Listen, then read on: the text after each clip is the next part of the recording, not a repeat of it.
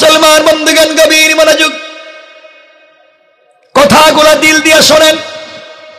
আল্লামা জুলফিকার নকশবন্দি খুতুবাতে জুলফিকারে চমৎকার একটা ঘটনা নিয়ে এসেছেন।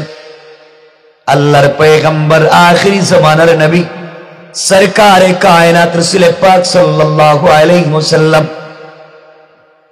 তখন পর্যন্ত দুনিয়ার জমিনে জিন্দা। হযরতে আবু বকর, ওমর, উসমান, আলী সকলে দুনিয়ার জমিনে জিন্দা। হযরত ওমর ফারুক রাদিয়াল্লাহু তাআলা আনহু আমার নবীর পিছনে ফজরের সালাত আদায় করলেন।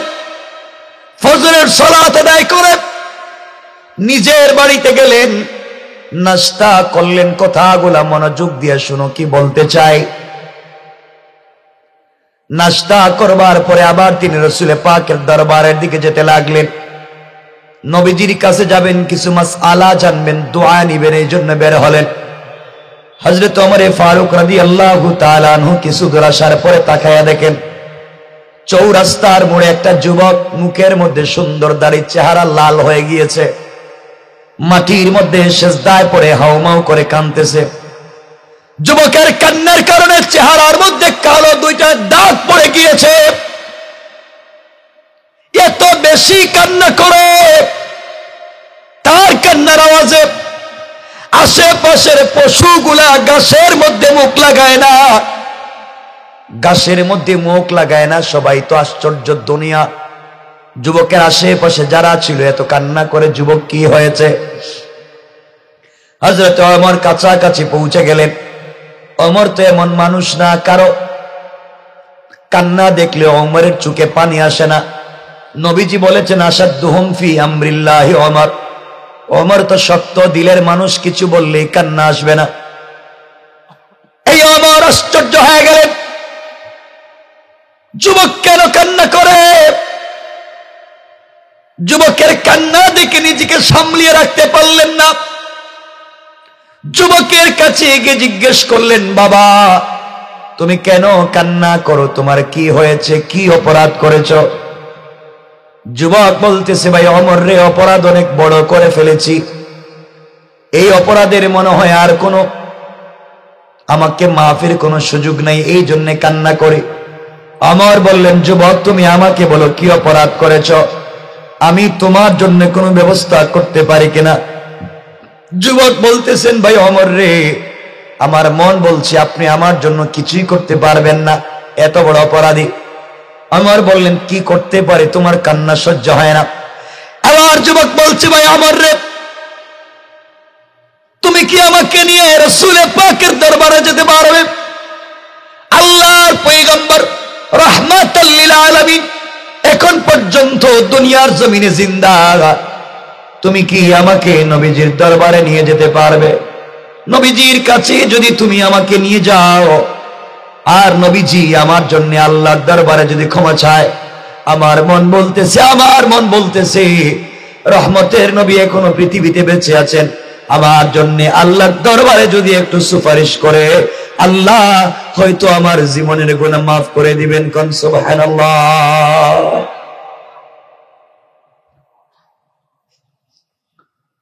এবার ওমর বললেন, যুবক চলো। যুবকটাকে নিয়ে চললেন রাসূল পাকের দরবারের দিকে। দীর্ঘ পথ চলবার পরে নবীজির বাড়ি পর্যন্ত পৌঁছে গেলেন। রাসূল পাকের দরজায় নক করলেন, নবীজি দরওয়াজা খুলে দিলেন।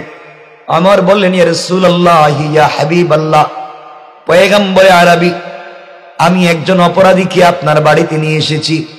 গুনাহ করে ফেলেছে, অন্যায় করে ফেলেছে। অন্যায়ের কারণে সে সিজদার মধ্যে পড়ে কান্না করছিল রাস্তার মোড়ে মোড়ে। আমি তাকে আপনার দরবারে নিয়ে এসেছি, সে অপরাধগুলো আমাকে বলতে চায় না। আপনি জিজ্ঞাসা করেন কি হয়েছে, আপনি বললে হয়তো আপনাকে কিছু বলবে। আমার নবীজি ঘরের ভিতরে ডাক দিয়ে নিলেন। আগে বললেন, যুবক রে, কি অপরাধ করেছো জানতে চাই না। কান্না করেছো, আমার মনে হয় রাত্রবেলা কিছু খাও নাই, সকাল বেলাও খাও নাই। আসো আগে নাস্তা করো, শরীরটাকে ঠিক করো, পরিষ্কার হও। এরপরে নবীজি বললেন, যুবক বলো তোমার কি হয়েছে? এবার যুবক কাঁদতেছে আর বলতেছে, পয়গম্বর আরবি, মনোযোগ দিয়ে কথাগুলা শুনেন, কয়েক মিনিট মনোযোগ দেন। পয়গম্বর আরবি, আমি জীবনে অপরাধ করেছি, অন্যায় করেছি, এত বড় অপরাধ করেছি মনে হয় জীবনে আর বাঁচব না। এত বড় অপরাধ, আমার অপরাধ মনে হয় পৃথিবীতে আর ক্ষমা হবে না। এবার নবীজি বললেন, যুবক বলো কি অপরাধ করেছ যে অপরাধ ক্ষমা হবে না? পৃথিবীতে কি এমন কোন অপরাধ আছে? তুমি আমাকে বলো, এত বড় অপরাধ কি করেছো যুবক রে? তোমার গুনাহ কি আল্লাহর পুরা জমিনের চাইতে বড়? যুবক কান্না করে বলছে, পয়গম্বর আরবি, ওগো কলিজার টুকরা রাসূলে পাক, আমার মন বলতেছে আমি এত বড় গুনাহ করে ফেলেছি, আমার গুনাহ মনে হয় পুরা জমিনের চাইতে বড়। এবার নবীজি বললেন, যুবকরা তুমি জবাব দাও, তোমার গুনাহ কি আল্লাহর সবগুলো আসমানের চাইতে বড়? যুবক বলছে, পয়গম্বর আরবি, আমার মন বলছে আমার গুনাহ সবগুলো আসমানের চাইতে বড়। নবীজি বললেন, যুবক জবাব দাও, তোমার গুনাহ আসমান জমিন মিলায়া যত বড় হয়, 7টা আসমান পুরা জমিন মিলালে যত বড় হয়, এর চাইতেও কি তোমার গুনাহ বড়? যুবক কান্না করে বলছে, পয়গম্বর আরবি, আমার মন বলছে আমি আরো বড় গুনাহগার, আরো বড় গুনাহ করে ফেলেছি। এবার নবীজি বললেন, যুবক জবাব দাও, তোমার গুনাহ কি জান্নাতে একটা মাঠ আছে যার নাম মসজিদ, এই মসজিদ নামক মাঠের চাইতে কি তোমার গুনাহ বড়? যুবক বলতেছে, পয়গম্বর আরবি, আমার মন বলছে আমার গুনাহ আরো বড়। এবার নবীজি বললেন, যুবক রে, তোমার কাছ থেকে জানতে চাই, তোমার গুনাহ কি সিদরাতুল মুনতাহার চাইতে বড়? যুবক বলছে, ও পয়গম্বর আরবি, আমার মন বলছে আরো বড়। নবীজি দাঁড়িয়ে যুবকের হাত ধরে ফেললেন আর বললেন, বলো তোমার গুনাহ কি আল্লাহর 7টা জাহান্নামের চাইতে বড়? যুবক কান্না করতেছে আর বলতেছে, পয়গম্বর আরবি, আমার মন বলছে আমার গুনাহ আল্লাহর 7টা জাহান্নামের চাইতে বড়। এবার নবীজি বলছেন, যুবক জবাব দাও, তোমার গুনাহ কি আল্লাহর 8টা জান্নাতের চাইতে বড়? যুবক কান্না করতেছে আর বলতেছে, পয়গম্বর আরবি, আমি এত বড় গুনাহ করেছি, এত বড় অপরাধ করেছি, আমার মন বলছে আল্লাহ আমাকে একটা জান্নাতও দিবেন না, আমার গুনাহ তো আরো বড়। এবার নবীজি বললেন, যুবক জবাব দাও, তোমার গুনাহ কি আল্লাহর আরশ কুরসির চাইতে বড়? যুবক বলছে, পয়গম্বর আরবি, মন বলছে আরো বড়। এবার নবীজি বললেন, যুবক জবাব দাও, লৌহ কলমের চাইতেও কি তোমার গুনাহ বড়? যুবক বলছে, পয়গম্বর আরবি, আমার মন বলছে আমার গুনাহ আরো বড়। এবার নবীজি আশ্চর্য হয়ে গেলেন আর ডাক দিয়ে বললেন, যুবক তুমি জবাব দাও, তোমার গুনাহ আসমান জমিন আরশ কুরসি লৌহ কলম জান্নাত জাহান্নাম সব একত্রিত করলে যত বড় হয়, তোমার গুনাহ কি আরো বড়? যুবক বলছে, পয়গম্বর আরবি, আমার মন বলছে আমার গুনাহ আরো বড়।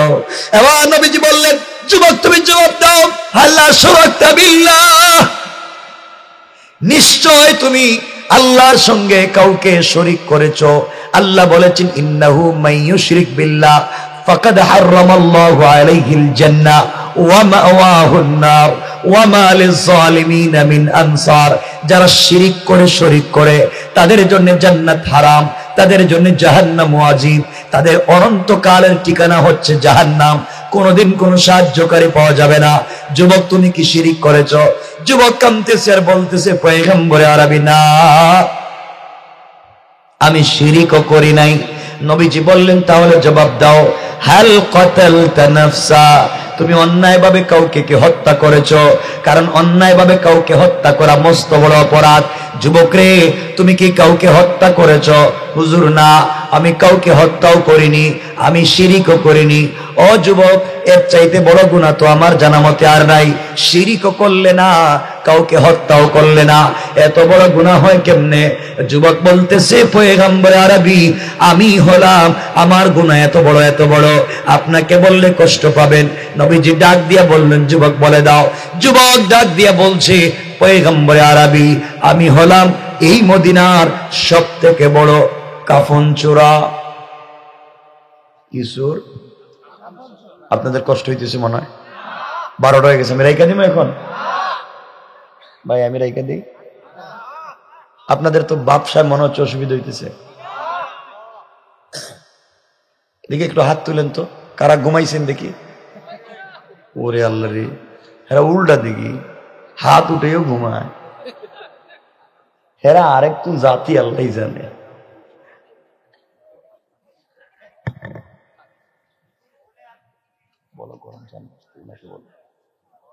কষ্ট হচ্ছে? যুবক বলছে সে কাফন চোরা। আমি যাই বলি আপনাদের মন আমাদের দিকে মনোনিবেশ করতে বলছি। আপনারা ঘুমে আছেন না সজাগ আছেন আমি তো দেখতেছি, বাট আপনাদের মাথার চিন্তা কোন দিকে আছে এটা আমার দিকে নিয়ে আসতে চাই, কারণ কথা বলতেছি আমি, শুনতে হবে আপনাদের। আচ্ছা তখন বলেন, যুবক বলছে হ্যাঁ কাফন চোরা। কি চোরা? সবাই বলেন না। নবীজি বললেন, যুবক কাফন চুরি করছো তো কি হয়েছে? এটা কোনো অপরাধ হয়েছে? কাবিরা গুনাহ করছো? আমি নবীজি জিন্দা, আমি এখনো জিন্দা, রহমতের দরওয়াজা খোলা, দৌড় তোমার জন্য আমি আল্লাহর দরবারে ক্ষমা চাইব, আল্লাহ তোমাকে মাফ করে দিবেন। যুবক, হুজুর না, আমি তো গুনার কথা বলি নাই, শুধু শুরু করছি। তাইলে কি? হুজুর আমার গুনাহ আরো বড়। নবীজি কি তাইলে গুনাহ করছো? এত বড় গুনাহ? হুজুর আমার গুনাহ বহুত বড়।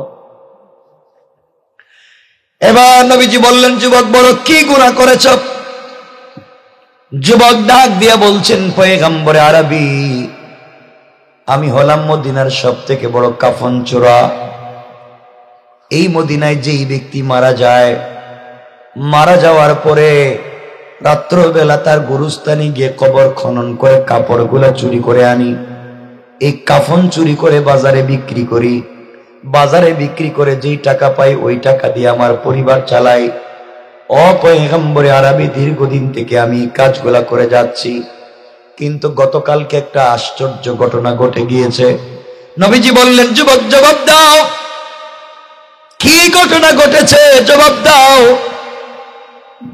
যুবক বলছে, পয়গম্বরে আরবি, গতকালকে একজন আনসারী সাহাবীর মেয়ে ইন্তেকাল করেছে। আনসারী সাহাবীর মেয়ে ইন্তেকাল করেছে। এই মেয়েটা কোরআনের হাফেজা, এই মেয়েটা তাহাজ্জুদওয়ালা, এই মেয়েটা পর্দাওয়ালা, এই মেয়েটার উপাধি হুরে মদিনা। আজ পর্যন্ত পৃথিবীর কোনো মানুষ মেয়েটাকে দেখে নাই। মেয়েটাকে বলা হয় মদিনার হুরপুরি, বিশ্ব সুন্দরী। এই মেয়েটা সারাদিন রোজা রাখে, সারা রাত তাহাজ্জুদের সালাত পড়ে। আজ পর্যন্ত কোন ছেলে মেয়েটাকে স্পর্শ করে নাই।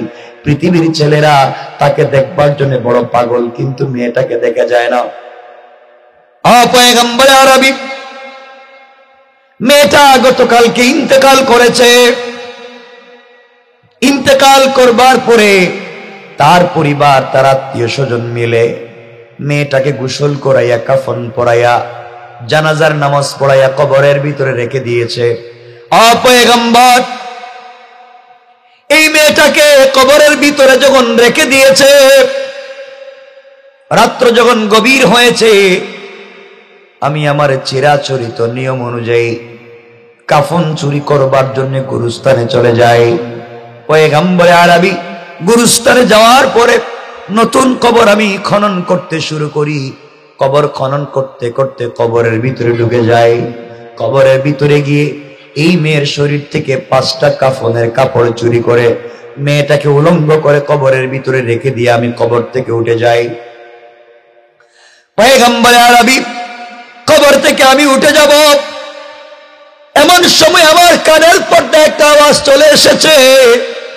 কে যেন আমাকে বলতেছে, যুবক রে, তোমার মতো আহাম্মক, তোমার মতো বেওকুফ দুনিয়ার জমিনে আর নাই, তোমার মতো বেওকুফ আল্লাহর জমিনে আর নাই। যুবক রে, যেই মেয়েটাকে একটা বার দেখবার জন্য পৃথিবীর যুবকেরা কোটি টাকা নিয়ে দাঁড়িয়ে থাকে, যেই মেয়েটাকে এখন পর্যন্ত পৃথিবীর কোনো পুরুষ স্পর্শ করে নাই, যেই মেয়েটা এখন পর্যন্ত বিয়ে করে নাই, যেই মেয়েটা পৃথিবীর কোনো মানুষকে দেখে নাই, এমন একটা বিশ্ব সুন্দরী মেয়েটাকে কবরের ভিতরে তুমি উলঙ্গ করে ফেলে দিয়ে চলে যাও। যুবক রে, তোমার ভিতরে কি যৌবনের চাহিদা নাই? তোমার ভিতরে কি শারীরিক চাহিদা মিটাবার মতো শক্তি নাই? যুবক রে, তুমি যদি এই মুহূর্তে কবরের মধ্যে এই মেয়েটার সঙ্গে জেনা করো, বলেন নাউজুবিল্লাহ। তুমি যদি এই মুহূর্তে কবরের ভিতরে মেয়েটার সঙ্গে জেনা করো, বিশ্ব সুন্দরী মেয়ের সঙ্গে জেনা করতে পারলে, পৃথিবীর সব থেকে সুন্দরী মেয়েকে মেলামেশা করতে পারলে, যুবক রে, মেয়েটা মরে গিয়েছে, তোমাকে বাধা দিবে না, এলাকার কেউ দেখবে না, কারণ সবাই বাড়িতে পৌঁছে গিয়েছে। মেয়েটার আত্মীয় স্বজন দেখবে না, কারণ এখানে কেউ নাই। যুবক, এই সুযোগ হাতছাড়া করা যায় না। এমন সুযোগ পৃথিবীতে তুমি আর পাবা না। তোমার হাতের টর্চ দিয়া, লাইট দিয়া, আলো দিয়া, কবরের ভিতরে আলো লাগাইয়া দেখো যুবক রে, এমন মেয়ে পৃথিবীতে আর পাবা না। এই সুযোগ হাতছাড়া করা যায় না। পয়গম্বরে আরবি, আমি বুঝতে পারলাম না কথাগুলা কে বলতেছে। নিশ্চয় শয়তানের ওয়াসওয়াসায় পড়ে, শয়তানের কুমন্ত্রণায় পড়ে, শয়তানের কথা শুনে আমি আমার হাতের টর্চ, হাতের লাইট, হাতের আলো কবরের ভিতরে লাগাইয়া দিলাম। কবরের ভিতরে যখন আলো লাগাইয়া দিলাম, তাকাইয়া দেখি সত্যি বিশ্ব সুন্দরী। এত সুন্দর মেয়ে পৃথিবীতে আর হতে পারে না। পয়গম্বরে আরবি শয়তানের কুমন্ত্রণায় পড়ে, শয়তানের ওয়াসওয়াসায় পড়ে এক পর্যায়ে কবরের ভিতরে জিনা করলাম। সবাই চিৎকার করে আওয়াজ করে পড়েন না নাউজুবিল্লাহ। পয়গম্বরে আরবি জিনা করবার পরে আমি যখন কবর থেকে বের হয়ে যাব, আশ্চর্য ব্যাপার, শুনি কে যেন কথা বলতেছে। আমার মন বলছে মেয়েটা জীবিত হয়ে কথা বলতেছে। অন্ধকারে আমি কাউকে দেখতেছি না। মেয়েটা মনে হয় কথা বলতেছে। মেয়েটা আমাকে বলতেছে, যুবক রে, ও যুবক, সত্যি তোর মতো হাম্মক দুনিয়ার জমিনে নাই।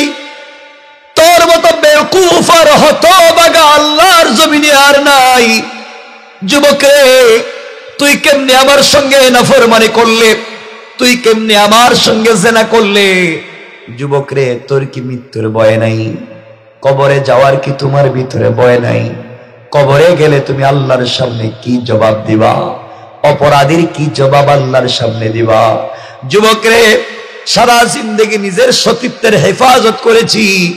আমার মনে আশা ছিল আল্লাহর সামনে এভাবে দাঁড়াবো। আমার আত্মীয় স্বজন মিলে আমাকে গোসল করাইয়া, ওযু করাইয়া, পবিত্র করে কবরে আমাকে দিয়েছিল। আমার মনে বড় আশা ছিল আমিও একদিন পবিত্র আল্লাহর সামনে দাঁড়িয়ে যাব। ও যুবক, আমার জিন্দেগিতে তাহাজ্জুদ ছাড়ি নাই। আমার জিন্দেগিতে কোন দিনের বেলা রোজা ছাড়ি নাই। তুমি আমাকে অপবিত্র করে দিয়েছো, আল্লাহর সামনে অপবিত্র হিসাবে দাঁড় করাইয়া দিয়েছো। যুবক রে, তুমি আল্লাহর সামনে কি জবাব দিবা? পয়গম্বর আরবি এমন কথাগুলা যখন মেয়েটা বলতেছে, মেয়েটার কথা শুনবার পরে আমি তো সত্যি ভয় ঢুকে গিয়েছে। 1-2 মিনিটের আনন্দের জন্য কি করলাম, একদিকে কবরের ভিতরে জিনা করলাম, আবার মৃত মানুষের সঙ্গে জিনা করলাম, কোরআনের হাফেজার সঙ্গে জিনা করলাম, তাহাজ্জুদ ওয়ালার সঙ্গে জিনা করলাম, একজন আনসারী সাহাবীর মেয়ের সঙ্গে জিনা করলাম। এত বড় অপরাধ আমি করেছি, আমার ভিতরে আল্লাহর জাহান্নামের ভয় ঢুকে গিয়েছে। পয়গম্বর আরবি সাথে সাথে কাফনের কাপড়গুলা কবরের ভিতরে ফেলে দিয়েছি, লাফ দিয়া কবর থেকে উঠে গিয়েছি। কবর থেকে উঠে কান্না শুরু করলাম। কি অপরাধ করলাম?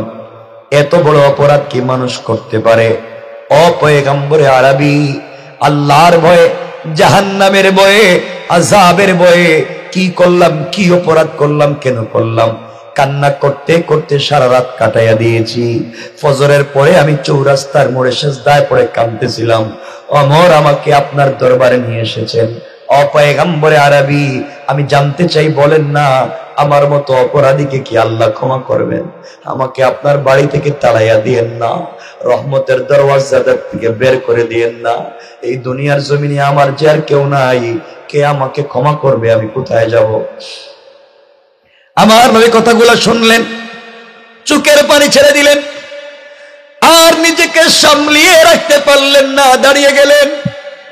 আর ডাক দিয়ে বললেন, যুবক রে, সত্যি তোর মতো অপরাধী মনে হয় আল্লাহর জমিনে আর নাই।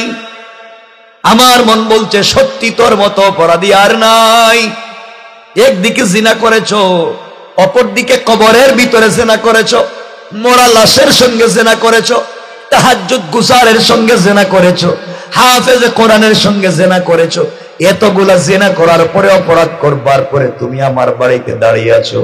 যুবকরে, জানি না তোমাকে আল্লাহ মাফ করবে কিনা আমার জানা নাই। ওয়াহি না আসলে আমি তোমার ব্যাপারে কোনো কথা বলতে পারবো না, তোমার ব্যাপারে কোনো ফয়সালা দিতে পারবো না। যতক্ষণ পর্যন্ত আল্লাহ আমাকে কোনো ফয়সালা না জানাবেন, এতক্ষণ পর্যন্ত তুমি আমার বাড়িতে থাকতে পারবে না। যুবক, তুমি আমার বাড়ি থেকে বের হয়ে যাও। না জানি তুমি আমার বাড়িতে যদি থাকো আল্লাহ কোন আযাব দিয়ে দে। আমার মন বলছে যুবক রে, বনি ইসরাইলের পয়গম্বর মূসা ৭২,০০০ বনি ইসরাইল নিয়ে আল্লাহর কাছে খোলা মাঠে গিয়া দোয়া করলেন বৃষ্টির জন্য, আল্লাহর কাছে কাঁদলেন। আল্লাহ তাআলা মূসাকে জানাইয়া দিলেন, যে মূসা আল্লাহর সঙ্গে কথা বলতে পারে, এই মূসাকে আল্লাহ জানাইয়া দিলেন, মূসা তোমার ৭২,০০০ বনি ইসরাইলের ৭১,৯৯৯ জন লোক ভালো, একটা লোক জিনাকার। একজন জিনাকারের কারণে আমি আল্লাহ ৭২,০০০-এর দোয়াকে কবুল করব না। আমি আল্লাহ তুমি মূসার দোয়াকেও কবুল করব না।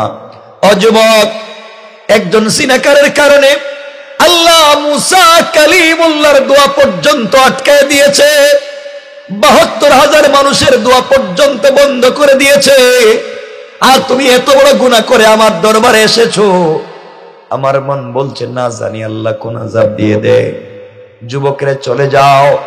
ও যুবক, চলে যাও। ওহী না আসা পর্যন্ত তোমার ব্যাপারে কোনো ফয়সালা দিতে পারবো না। যুবক আমার নবীর বাড়ি থেকে বের হয়ে যায়, চোখের পানি ছেড়ে ছেড়ে কান্না করে আর আল্লাহর কাছে ডাক দিয়ে বলেছে, আল্লাহ আমি তো গুনাহগার, তুমি আজিজুল গফফার। আয় আল্লাহ, গুনাহ করেছি, অপরাধ করেছি, গুনাহ করবার পরে গুনাহ বুঝতে পেরেছি, গুনাহ থেকে নিজেকে বাঁচাবার জন্য তওবা শুরু করেছি। আয় আল্লাহ, আমি গুনাহ নিয়ে কবরে যেতে চাই না। অপরাধ করেছি, অপরাধের শাস্তি দুনিয়ায় দিয়ে দাও, যা করেছি শাস্তি দুনিয়ায় দিয়ে দাও, এরপরে অপরাধ নিয়ে কবরে যেতে চাই না। এভাবে যুবক যখন কান্না করতেছে, আল্লাহর কদমে সেজদায় পড়ে জঙ্গলের ভিতরে পৌঁছে গিয়েছে।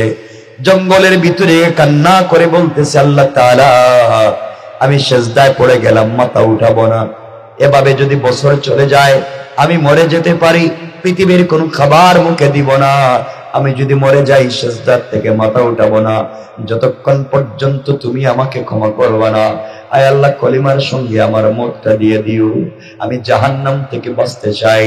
এইভাবেই যুবক যখন চোখের পানি ছেড়ে ছেড়ে কান্না করে, বন্ধুগণ লম্বা কথা, এক পর্যায়ে ৪০টা দিন পর্যন্ত যুবক কান্না করেছে। ৪০তম দিনে ফজরের সালাতের পরে রাসূল পাক সাল্লাল্লাহু আলাইহি ওয়াসাল্লাম ফজরের ইমামতি করলেন, মদিনার মসজিদে বসে আছেন। এমন সময় জিবরিল আমিন হাজির হয়ে গেলেন। জিবরাইল আমার নবীকে ডাক দিয়ে বলছেন, ইয়া রাসূলুল্লাহি, ইয়া হাবিবাল্লাহ, পয়গম্বরে আরবি, আপনাকে কয়েকটা প্রশ্ন করতে আল্লাহ বলেছেন। নবীজি ডাক দিয়ে বললেন, জিবরাইল কি প্রশ্ন করতে চাও আমাকে একটু বলো। জিবরাইল বলছেন, ইয়া রাসূলুল্লাহ, ১ নাম্বার প্রশ্ন, এই পৃথিবী আপনি সৃষ্টি করেছেন না আল্লাহ? নবীজি চিৎকার করে বললেন, জিবরাইল এটা কোনো প্রশ্ন হলো নাকি? পৃথিবী তো সৃষ্টি করেছেন আমার আল্লাহ, আমাকেও সৃষ্টি করেছেন আমার আল্লাহ। পয়গম্বরে আরবি, আমার ২ নাম্বার প্রশ্ন, এই পৃথিবীর মানুষের হায়াত মউতের মালিক আপনি না আল্লাহ? নবীজি বললেন, জিবরাইল রে, এগুলা কোনো প্রশ্ন হলো নাকি? পৃথিবীতে তো এমন প্রশ্ন আর করলা না। মানুষের হায়াত মউতের মালিক তো একমাত্র আল্লাহ, আমার হায়াত মউতের মালিক তো আল্লাহ। পয়গম্বরে আরবি, ৩ নাম্বার প্রশ্ন, মানুষের রিজিকের ব্যবস্থা আপনি করেন না আল্লাহ? পয়গম্বরে আরবি বলছেন, জিবরাইল এমন প্রশ্ন কোনদিন করলা না। মানুষের রিজিকের ফয়সালা তো আল্লাহ করে দে। পয়গম্বরে আরবি আমার 4 নাম্বার প্রশ্ন, কোন মানুষ যদি গুনাহ করে, কোন মানুষ যদি অপরাধ করে, তাকে ক্ষমা করার দায়িত্ব আপনার নাকি আল্লাহর? আমার নবীজি বললেন, জিবরাইল রে, মানুষ অপরাধ করবে, মানুষ তো বান্দা, মাফ তো করবেন তারা আল্লাহ মুনিব, আমি তো কিছুই জানি না। এবার জিবরাইল বলছেন, ইয়া রাসূলুল্লাহ, আপনার কাছে আমি জানতে চাই, আজ থেকে 40 দিন আগে একটা লোক জিনা করে, গুনাহ করে, অপরাধ করে কাঁদতে কাঁদতে আপনার দরবারে এসেছিল, আপনি ওহী আসে নাই এই কথা বলে তাকে বের করে দিয়েছেন, কারণ ওহী ছাড়া তো সত্যি আপনি কথা বলতে পারবেন না। লোকটা এত বড় অপরাধ করেছে, আপনি তাকে বের করে দিয়েছেন, ওহী ছাড়া আপনি কথা বলবেন না, ওহী না আসলে তো আসলেই ফয়সালা দিতে পারবেন না। পয়গম্বর আরবি, আল্লাহ তাআলা আমাকে জানিয়ে দিয়েছে, ও জিবরাইল, আমার বন্ধুরে জানাইয়া দে, কেউ যদি অপরাধ করে ফেলে, অপরাধীকে তার মা বাবা ঘর থেকে তেজ্য পুত্র করে বের করে দিতে পারে, পীর তার মুরিদকে খানকা থেকে বের করে দিতে পারে, টিচার তার ছাত্রকে বের করে দিতে পারে, এমনকি রাষ্ট্র তার নাগরিককে বের করে দিতে পারে, কোন পয়গম্বর তার উম্মতকে গুনার কারণে বের করে দিতে পারে। কিন্তু আমি আল্লাহ আমার কুদরতের হাত দিয়া বান্দাকে বড় আশা করে বানাইছি, আমি আমার বান্দাকে বড় ভালোবেসে বানাইছি। বান্দা যত অপরাধ করে না কেন, অপরাধের পরে যখন আমার কাছে ক্ষমা চায়, আমি আল্লাহ আমার বান্দার গুনাহ আসমান জমিনে যদি ভরে যায়, পুরো আসমান জমিন যদি গুনাহে ভরে যায়, এমন কোন বান্দা আমি আল্লাহর দরবারে হাত উঠাইয়া একবার যদি বলে সুবহানা রাব্বিয়াল আলা, আমি আল্লাহ কথা দিলাম, বান্দার মুখের জবানের কথা শেষ হওয়ার আগে আগে আমি আল্লাহ আমার বান্দার পুরা জিন্দেগির গুনাহকে মাফ করে দে। আগা পয়গম্বর আরবি আল্লাহ তাআলা বলছেন, শুধু গুনাহ মাফ করে দেন তা না, এই পরিমাণ সওয়াব আমল নামায় লিখে দিয়া কিয়ামতের দিনে বিনা হিসাবে জান্নাতি বলে ফয়সালা করে দে। বলেন আল্লাহু আকবার। পয়গম্বর আরবি 40 দিন আগে যেই লোকটা কান্না করে এসেছিল, সে এত এত এত বেশি তওবা করেছে, আল্লাহ তাআলা তার তওবাকে কবুল করে তার গুনাহকে মাফ করে দিয়েছে। আগে পয়গম্বর আরবি শুধু তা না, এই লোকটা এত বড় তওবা করেছে, আল্লাহ জানিয়ে দিয়েছেন তার তওবা মদিনার লিস্টেড রেজিস্টারে কৃত 70 জন জাহান্নামীর মধ্যেও যদি বন্টন করে দেওয়া হয়, আল্লাহ তাআলা তার ওসিলায় আরো 70 জনকে মাফ করে দিবেন। বলেন সুবহানাল্লাহ। আমার বন্ধুগণ, এই কথাটাই আমার আল্লাহ আমার তেলাওয়াতকৃত আলোচ্য আয়াতে বললেন। আমার আল্লাহ বললেন, ওয়াল্লাযীনা ইয়াকুলুনা রাব্বানা সরিফ আন্না আযাবা জাহান্নাম ইন্না আযাবাহা কানা গরামা। আল্লাহ জানাইয়া দিলেন, বান্দারে, সাকারাত শুরু হয়ে যাওয়ার আগে, গারগারা শুরু হয়ে যাওয়ার আগে, কবরে চলে যাওয়ার আগে, মালাকুল মউত আজরাইল পৌঁছে যাওয়ার আগে, আমার কোন বান্দা পুরা জিন্দেগির অপরাধের জন্য যদি ক্ষমা চায়, আমি আল্লাহ আমার বান্দাকে ক্ষমা করে দিতে 1 মিনিটও দেরি করি না। পড়েন সুবহানাল্লাহ। তো আমি যে কথা বলবো, আমি মৌলিক 3টা কথা বলবো আলোচনায়, পুরো আলোচনায় কথা হবে 3টা। প্রথম যে কথা বলতে চাই, কোরআন এবং ইসলাম যে কথা বুঝাতে চাই, সমাজের ভিতরে দেখবেন আমাদের মধ্যে সাম্প্রদায়িক দাঙ্গা তৈরি হয়, সামাজিক বিশৃঙ্খলা তৈরি হয়, ধর্মে মারামারি হয়ে যায়, বিভিন্ন সময় সামাজিক সাম্প্রদায়িক দাঙ্গা সমাজে উস্কে দেওয়া হয়, ফিতনা তৈরি করে দেওয়া হয়, হয় না এগুলা? এবং এর দায়ভার যারা ধর্মীয় কাজ করে তাদের উপরে চাপিয়ে দেওয়া হয়, এদেরকে বলা হয় সাম্প্রদায়িক সম্প্রীতি নষ্ট করেছে। তো আমি আপনাদেরকে আজকে যে কথা পরিষ্কার করব সেটা হচ্ছে সাম্প্রদায়িক দাঙ্গা কোন আলেম, কোন ইসলামপন্থী কোরআন সুন্নাহ বিশ্বাস করে, তারা সাম্প্রদায়িক দাঙ্গা তৈরি করে না, তারা সাম্প্রদায়িক না। এই পৃথিবীতে আল্লাহর জমিনে অসাম্প্রদায়িক চেতনা যেটা বিক্রি করে চলেন আপনারা, অসাম্প্রদায়িক চেতনা পৃথিবীতে সৃষ্টি করেছেন একমাত্র আল্লাহ। কে? সবাই বলেন। মানে এক অসাম্প্রদায়িক বুঝছেন তো, কোন ধর্মে ধর্মে না, গ্রামে গ্রামে না, দেশে দেশে না, যিনি সকলের। একথা আপনাদেরকে বোঝাতে চাই।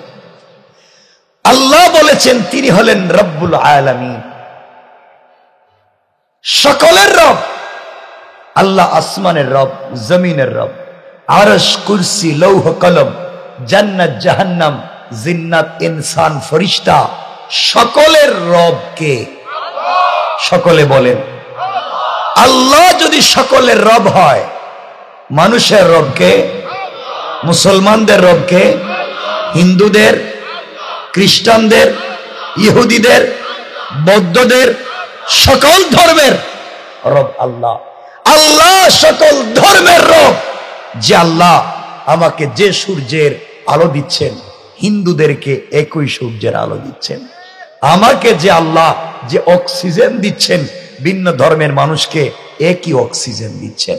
আমাকে যে পুকুরের মাছ খাওয়াচ্ছেন, না মাছে লেখা আছে এটা হিন্দু, এটা মুসলিম, লেখা আছে সকলকে একই পুকুরের মাছ খাওয়াচ্ছেন, একই বাগানের সবজি খাওয়াচ্ছেন। রব দেওয়ার বেলায় কে কোন ধর্মের, কে কোন জাতের সেটা জানতে চায় না। রব বুঝতে চায় আমি হচ্ছি মাবুদে মেহেরবান, আমি হচ্ছি মুনিব, এরা হচ্ছে আমার গোলাম। সুতরাং আল্লাহর গোলাম আমি না সকলে? কথা বলেন না। শুধু মুসলমান না, সকলে। যিনি সকলের জন্য হয়, সকল ধর্মের জন্য হয়, সকল দেশের জন্য হয়। আল্লাহ শুধু বাংলাদেশের, ভারতের না, বলেন সব দেশের। যিনি সকলের জন্য হয়, সকল ধর্মের জন্য হয়, তিনি সাম্প্রদায়িক হয় না, তিনি হয় অসাম্প্রদায়িক। সুতরাং অসাম্প্রদায়িক চেতনা পৃথিবীতে সৃষ্টি করে থাকলে কোন দল নয়, কোন ব্যক্তি নয়, সৃষ্টি করেছেন কে? বিশ্বাস হইল একটু? আল্লাহ পাক যে কিতাব দিয়েছেন যার নাম আল কোরআন, সেটাও শুধুমাত্র কেবলমাত্র কোন ধর্মীয় কিতাব নয়, সেটা কোন ধর্মের কিতাব নয়, সেটা কোন দেশের নয়, সেটা কোনো মাত্র কোন গোত্রের নয়। কোরআনকে আল্লাহ বলেছেন হুদাল লিন্নাস ওয়া বাইয়িনাতিম মিনাল হুদা ওয়াল ফুরকান।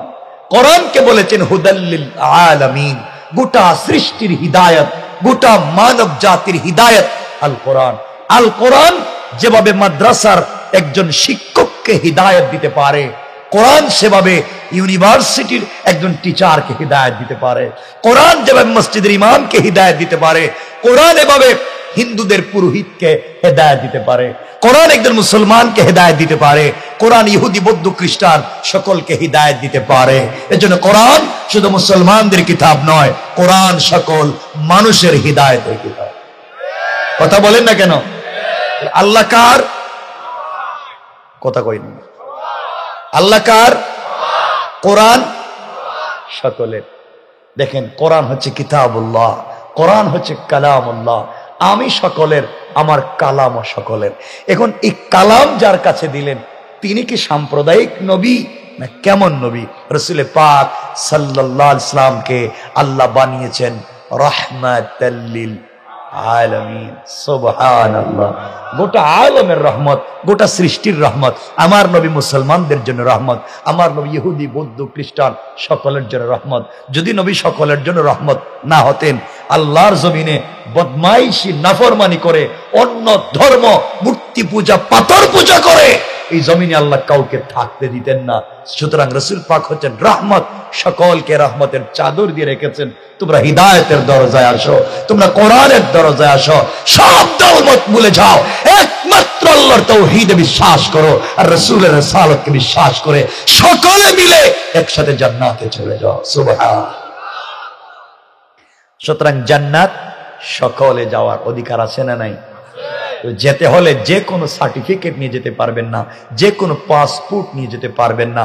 আপনাকে পাসপোর্ট লাগবে, আপনাদেরকে রোড পারমিট লাগবে, পারমিট নিয়ে যেতে হবে। সেগুলা দিচ্ছে একমাত্র আল কোরআন, শুধুমাত্র দিচ্ছে আল কোরআন। এই পথ ছাড়া আর কোনো পথ। এতক্ষণ তো বুঝতে পেরেছেন না বুঝেন নাই? এতক্ষণ বুঝলে আমার কথা বুঝবার, খুব মনোযোগ দিয়ে শুনবেন। আমি এই গতানুগতিক খুব আলোচক না, আমি এভাবে কথা বলতে পারি না। আমি আসছি কিছু কথা বুঝাবার জন্য, এভাবে কথাগুলো বুঝবেন প্রথম পর্যায়ে। আমার বন্ধুগণ, কোরআনকে আল্লাহ বলেছেন, দেখেন কি, কোরআন একটা ম্যাগনেট, কোরআন একটা চুম্বক, কোরআন একটা লাইট। কোরআনে কারীমের 13 নম্বর পারা 14 নম্বর সূরা, সূরা ইব্রাহিমের প্রথম আয়াতে আল্লাহ বলছেন, আলিফ লাম রা, কিতাবুন আনজালনাহু ইলাইকা লিতুখরিজান নাসা মিনাজ যুলুমাতি ইলান নূর। আল্লাহ বলছেন, কোরআন যা আপনার প্রতি অবতীর্ণ করেছি, কাজ অন্ধকার থেকে সমাজকে আলোর পথ দেখাবে। পড়েন সুবহানাল্লাহ। এখন সমাজকে অন্ধকার থেকে আলোর পথ দেখাতে হলে সমাজে অনেক সমস্যা আছে। চুরির সমস্যা, ডাকাতির সমস্যা, জেনার সমস্যা, সুদের সমস্যা, ঘুষের সমস্যা, ফেন্সিডিল ইয়াবার সমস্যা, ভূমি দখলের সমস্যা, শয়তানি নাফরমানের সমস্যা, চান্দাবাজি মাস্তানির সমস্যা আছে না নাই? এই সমস্যার সকল সমাধান কোরআনে আছে না নাই? যে আল্লাহ যে বললেন সব সমস্যার সমাধান দিয়ে লাইট দিয়েছে আল কোরআন। আল্লাহ বললেন, কোরআন তিবিয়ানান লিকুল্লি শাই, সব কিছুর পূর্ণাঙ্গ ব্যাখ্যার বর্ণনা দিয়ে আমি আল্লাহ কোরআন নাজিল করেছি। পড়েন সুবহান। তাহলে আমরা এতক্ষণে বুঝতে পারলাম যে কোরআন থেকে সমাধান পাবো। বলেন না? আপনাদের অসুবিধা হচ্ছে? এখন দেখি তো সমাজে কোনো সমস্যা আসেনি, থাকলে আমরা কোরআন থেকে সমাধান করব। আপনাদের কাছে আমার প্রশ্ন, আপনারা যারা আছেন, আপনারা সকলে মানুষ নিয়ে আপনারা কিছু কইলেন না যে সবাই মানুষ? বুঝলেন কেমনে আপনারা যে মানুষ করে? আপনারা যে অন্য কোনো প্রজাতির প্রাণী না, হুবহু মানুষ, এটা বুঝলেন কেমনে? কথা বলতে পারেন? এই তো মানুষ, ঠিক আছে। আর কিছু? রব বলেছেন, উলাইকা কালানাম, কিছু মানুষ তো জানোয়ার, বাল হুম আদল, তার চাইতে আরো খারাপ। রব বুঝাতে চান, কিছু মানুষকে দেখলে, কিছু প্রাণীকে দেখলে হুবহু মানুষের মতো মনে হয়। হাত আছে, পা আছে, পঞ্চ ইন্দ্রিয় আছে, চোখ আছে, নাক আছে, মুখ আছে, দেখতে মানুষের মতো, কিন্তু এদের কালচার, কৃষ্টি আর চরিত্র কুকুরের চাইতে আরো খারাপ। ঠিক কিনা বলে? নাই এগুলা সমাজে আছে। আপনারা সকলে মুসলমান না? বলেন না কেন রে বাবা? আমার এই কথাগুলো বললে তো আমি তো আসছি না আপনাদেরকে অন্য কোনো জিনিস বুঝাবার জন্য আসছি, আর আপনারা আমাকে বুঝাবেন। আপনারা মুসলমান না? কেমনে বুঝলেন? কে মুসলমান বলেন? আরে আল্লাহ, কথা না বললে তো আমি ওয়াজ করবো না। আমি তো এমন কোন আলোচক না যে শুধু ওয়াজ করে গেলাম। কিয়ামতের দিন কি আমি বিপদে পড়বো নাকি? যে আমি কি বলছি বুঝাইতে পারলাম না, সময় নষ্ট করে কি কিয়ামতের দিন আমি ঝামেলায় পড়বো? এই কাজ তো আমাকে দিয়ে হবে না, আমাকে বলা লাগবে, আর না বুঝলে ওটা আমি বলবো। ওইটাই হচ্ছে দুটা পথ, আর কোনো পথ নাই। বলেন আপনারা মুসলমান কিনা? কেমনে বুঝছেন? হ্যাঁ, নামাজ পড়েন, কালিমা পড়ে, আর নামাজ পড়ে, আর ওরে আল্লাহ, বহুত মুসলমান পাইছি, এক একজন এক একটা লইয়ে বসে রইছি। তো দেখি আমরা কেমন মুসলমান আছি। আমরা মুসলমান থাকলে এক ওয়াজ করবো, আর না থাকলে আর এক ওয়াজ করবো। আজকে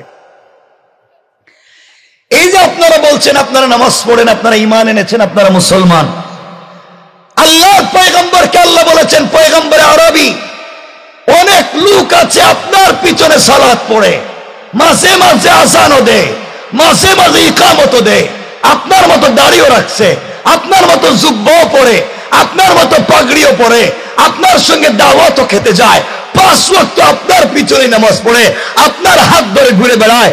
আমি রব বলেছি, দা জাকাল মুনাফিকুন, ইয়া রাসূলুল্লাহ, আপনার পিছনে সালাত পড়ে ঠিকই, কিন্তু আমি রব বলেছি এরা নামাজি মুনাফিক। কি বলছেন? সবাই বললেন না।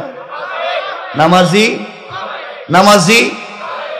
আব্দুল্লাহ ইবনে উবাই ইবনে সালুল পৃথিবীর এক মুনাফিকদের বড় লিডার। নবীজির পিছনে নামাজ পড়তো, মাঝে মাঝে ইকামতও দিত, নবীজির সঙ্গে দাওয়াতও খেতে যেত। তার ইন্তেকালের পরে নবীজি নিজের জুব্বা খুলে তার কাফনের ব্যবস্থা করেছেন। তার জানাজায় নিজে হাজির হইয়া জানাজা পড়াতে চেয়েছেন। রব ডাক দিয়ে বলেছেন, পয়গম্বরে আরবি আপনার পিছনে সালাত পড়েছে, ইকামতও দিয়েছে, আপনি তার কাফনের জন্য নিজের জুব্বা খুলে দিয়েছেন, আপনি তার জানাজায় হাজির হয়েছেন। আমি রব বললাম, একটা জুব্বা নয়, 1 কোটি পাঞ্জাবি দেন, তারে দেন। একবার নয়, 1 কোটি বার জানাজার নামাজ আপনি পড়ান। রব বলেছি তার নাম মুনাফিকের লিস্টি থেকে কাটবো না। কি বুঝলেন? নামাজ পড়লেই মুসলমান না, নামাজ পড়লেই জান্নাতি না। নবীজির জুব্বা নিলেও জান্নাতে না, নবীজি ইমামতি করলেও জান্নাতে না। জান্নাতে যাওয়ার একটাই পদ্ধতি, মাথার চুলের গোড়া থেকে পায়ের পাতা পর্যন্ত থাকতে হবে একমাত্র আল্লাহর তাওহীদ আর একমাত্র রাসূলের রিসালাত। কথা বলেন ঠিক কিনা? এতক্ষণ বুঝতেছেন না আমার কথা? আমি এভাবেই কথা বলবো। আমার যদি কয়েক লাখ ওয়াজও ইন্টারনেটে শোনেন, তা এভাবেই কথা শুনবেন, এভাবেই বলতেছি, শুনেন। তাহলে আপনারা কি বুঝলেন কি মুসলমান আমরা? অনেক মানুষ এখানে বসে আছেন যাদের মুখে দাড়ি সাদা, অনেক বসে আছেন যাদের পকেটে 1 হাত লম্বা তসবিহ, মসজিদে 5 ওয়াক্ত নামাজ পড়েন, লম্বা লম্বা বক্তৃতা করেন। অনেক এখানে বসে আছেন 5 ওয়াক্ত নামাজ পড়বার পরেও, তাহাজ্জুদ দাঁড়ি রাখবার পরেও এলাকার সব থেকে বড় সুদের ব্যবসায়ী। কথা বলেন ঠিক কিনা? বলেন নাই? বলেন নাই? নামাজ পড়ার পরে সুদ খায়, নামাজ পড়ার পরে সুদের ব্যবসা করে। এটা কোন কোয়ালিটির মুসলিম? কিসের মুসলিম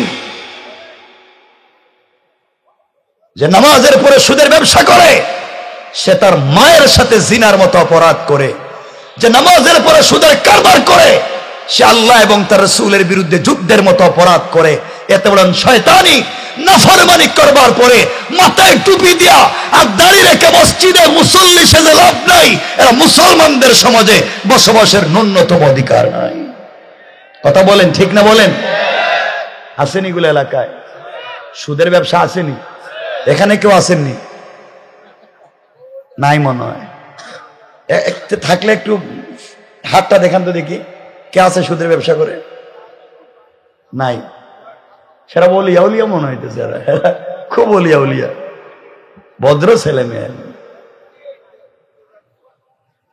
বাদ দেন, অনেক মুরব্বী আছেন এখানে বসা, আজানের পরে মসজিদে নামাজে যান না। অনেক জুয়ান আছে এখানে বসা, আজানের পরে মসজিদে নামাজে যাও না। আজানের পরে 4 দোকানে বসে টেলিভিশন দেখে। কি তারে নাই নাকি? এগুলা আসেনি এগুলো এলাকায়?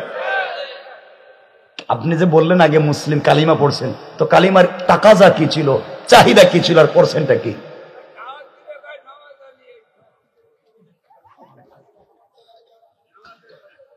যারা বিলিস পলিটিক্স করেন, এলাকার রাজনীতি করেন, এলাকার মডল মাতবর বিচারি, পঞ্চায়েতের মুরব্বী, এই মহল্লার মুরব্বী, বিভিন্ন মহল্লার মুরব্বী, কসম রব্বে পাকের জাতের কোরআন হাতে নিয়ে বলছি, সমাজে অনেক মাতবর আছে, অনেক মুরব্বী আছে, পঞ্চায়েতের বড় মুরব্বী আছে, যারা এলাকার বিচার করতে গিয়া 1 কাপ রং চা খাইয়া 500 টাকা হাতে ধরাইয়া দিয়া এদিকের বিচারকে এদিকে দিয়া দেয়। না এগুলা শয়তানি বদমাইশি করে। মুসলিম পরিচয় দেওয়ার কোনো দরকার নাই। এগুলো আছে না? কের ইসলাম, কের ওয়াজ? সমাজকে কোথায় নিয়ে গিয়েছেন আপনারা? এলাকার বিধবা নারী বড় মুরব্বীর কাছে বিচার চাইতে যায়, এলাকার ইতিমেরা বিচার চাইতে যায়। বড় মুরব্বী তো বিধবার বিচার করে দেয় না, ইতিমের সম্পত্তি বুঝাইয়া দেয় না, উল্টা ইতিমের জায়গা জমি সব বুয়া দলিল করে, নিজের নামে বুয়া জাল দলিল বানাইয়া ইতিমকে গ্রাম ছাড়া করে দেয়, বিধবাকে বাড়ি ছাড়া করে সব সম্পত্তি দখল করে নেয়। না এগুলো এলাকায় নাই? কের ইসলাম? ইসলামটারে নাম দিয়ে কেন শয়তানি করবেন? খারাপ লাগতেছে মনে আপনাদের? একটু হাত উঠান তো দেখি কার কার খারাপ লাগছে। কি হলো? খারাপ লাগতেছে? আমি কি রাইখা দিব? সমাজ নষ্ট করতে করতে এমন একটা জায়গায় নিয়ে গিয়েছেন, রাগ করবেন না আমার কথায়। সমাজ নষ্ট করতে করতে এমন এক জায়গায় নিয়ে গিয়েছেন, সব না, ভালো মানুষ তো আছে সমাজে। সমাজ নষ্ট করতে করতে এমন এক জায়গায় নিয়ে গিয়েছেন, খবর নিয়ে দেখেন আপনাদের পুবাইল স্টেশন, টঙ্গী, গাজীপুরে খবর নেন, ম্যাক্সিমাম মসজিদের সভাপতি সুদখোর, ক্যাশিয়ার ঘুষখোর, সেক্রেটারি দুর্নীতিবাজ, চাঁদাবাজ, বদমাইশ, ফেন্সিডিল ব্যবসায়ী, ইয়াবা ব্যবসায়ী, ইয়াতিমের জায়গা দখল করে, বিধবার বাড়ি দখল করে, দোকানে মস্তানি করে, চান্দা উঠাইয়া সব খাইয়া মসজিদের দায়িত্বশীল হয়ে বসে রয়েছে। কতক্ষণ খারাপ বলছি? সমাজটাকে আর কি করতে চান? কে ওয়াজ করবো এখন? কোন আপনারা এতক্ষণ আগে বলছেন মুসলিম, এখন আমার এখন মুসলিমের ওয়াজ করবো? তো পাইতেছি না খুঁজে আমি মুসলিম।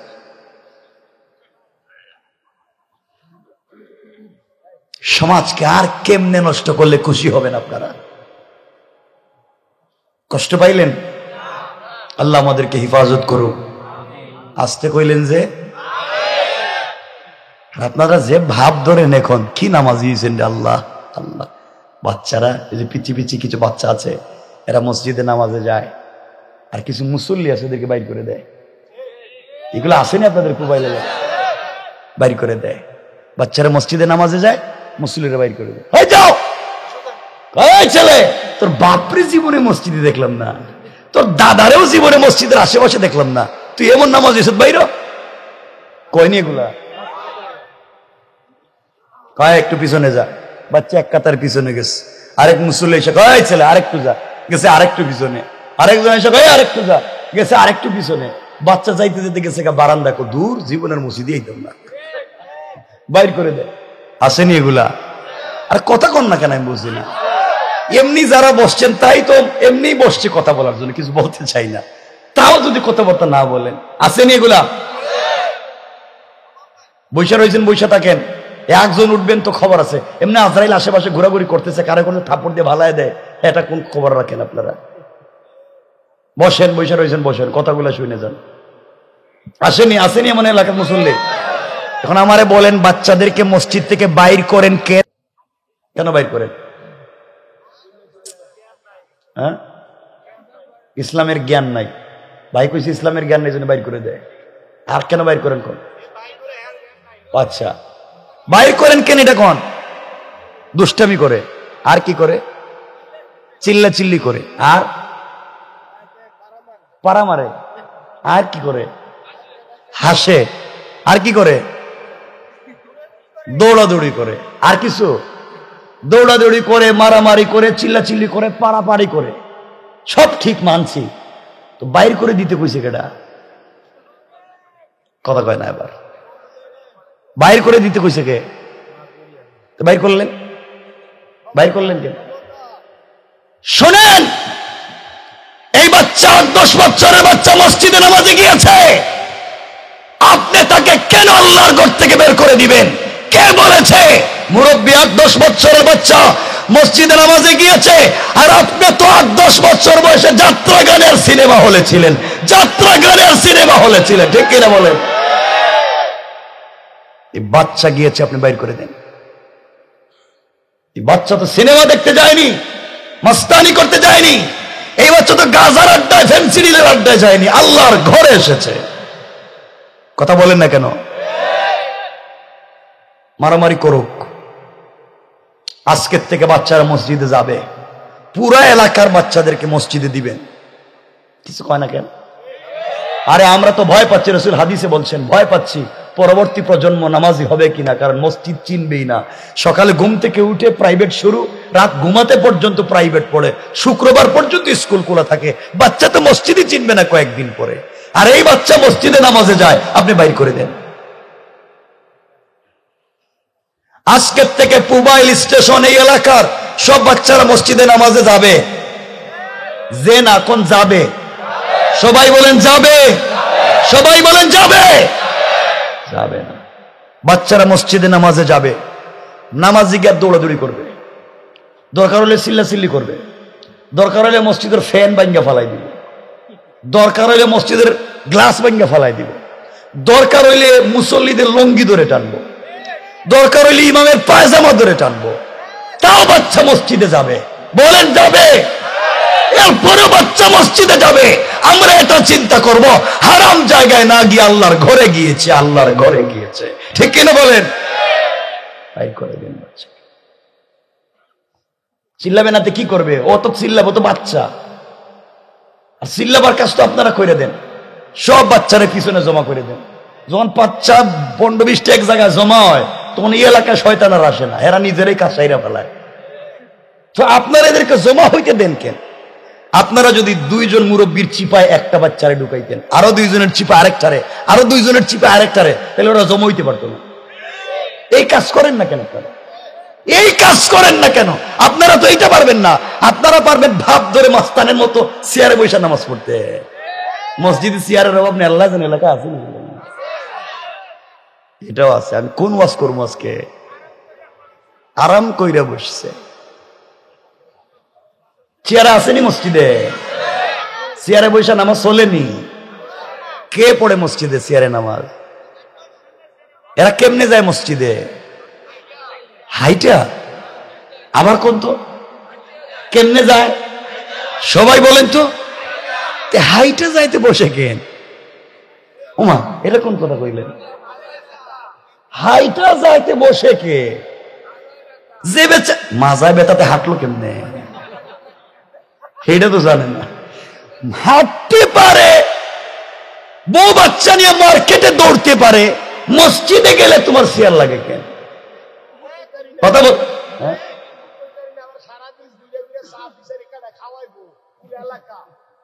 আচ্ছা যাক, যা হইছে হইছে। যারা মসজিদে হাইটে যাইতে পারেন, যারা মসজিদে হেঁটে হেঁটে যান, ইসলামের কোন জায়গায় নাই, কোন মজহবে নাই, কোন তরিকায় নাই, হাইটা যাইতে পারছেন, বসছেন কেন? নামাজ পড়লে নামাজের মতো পড়বেন।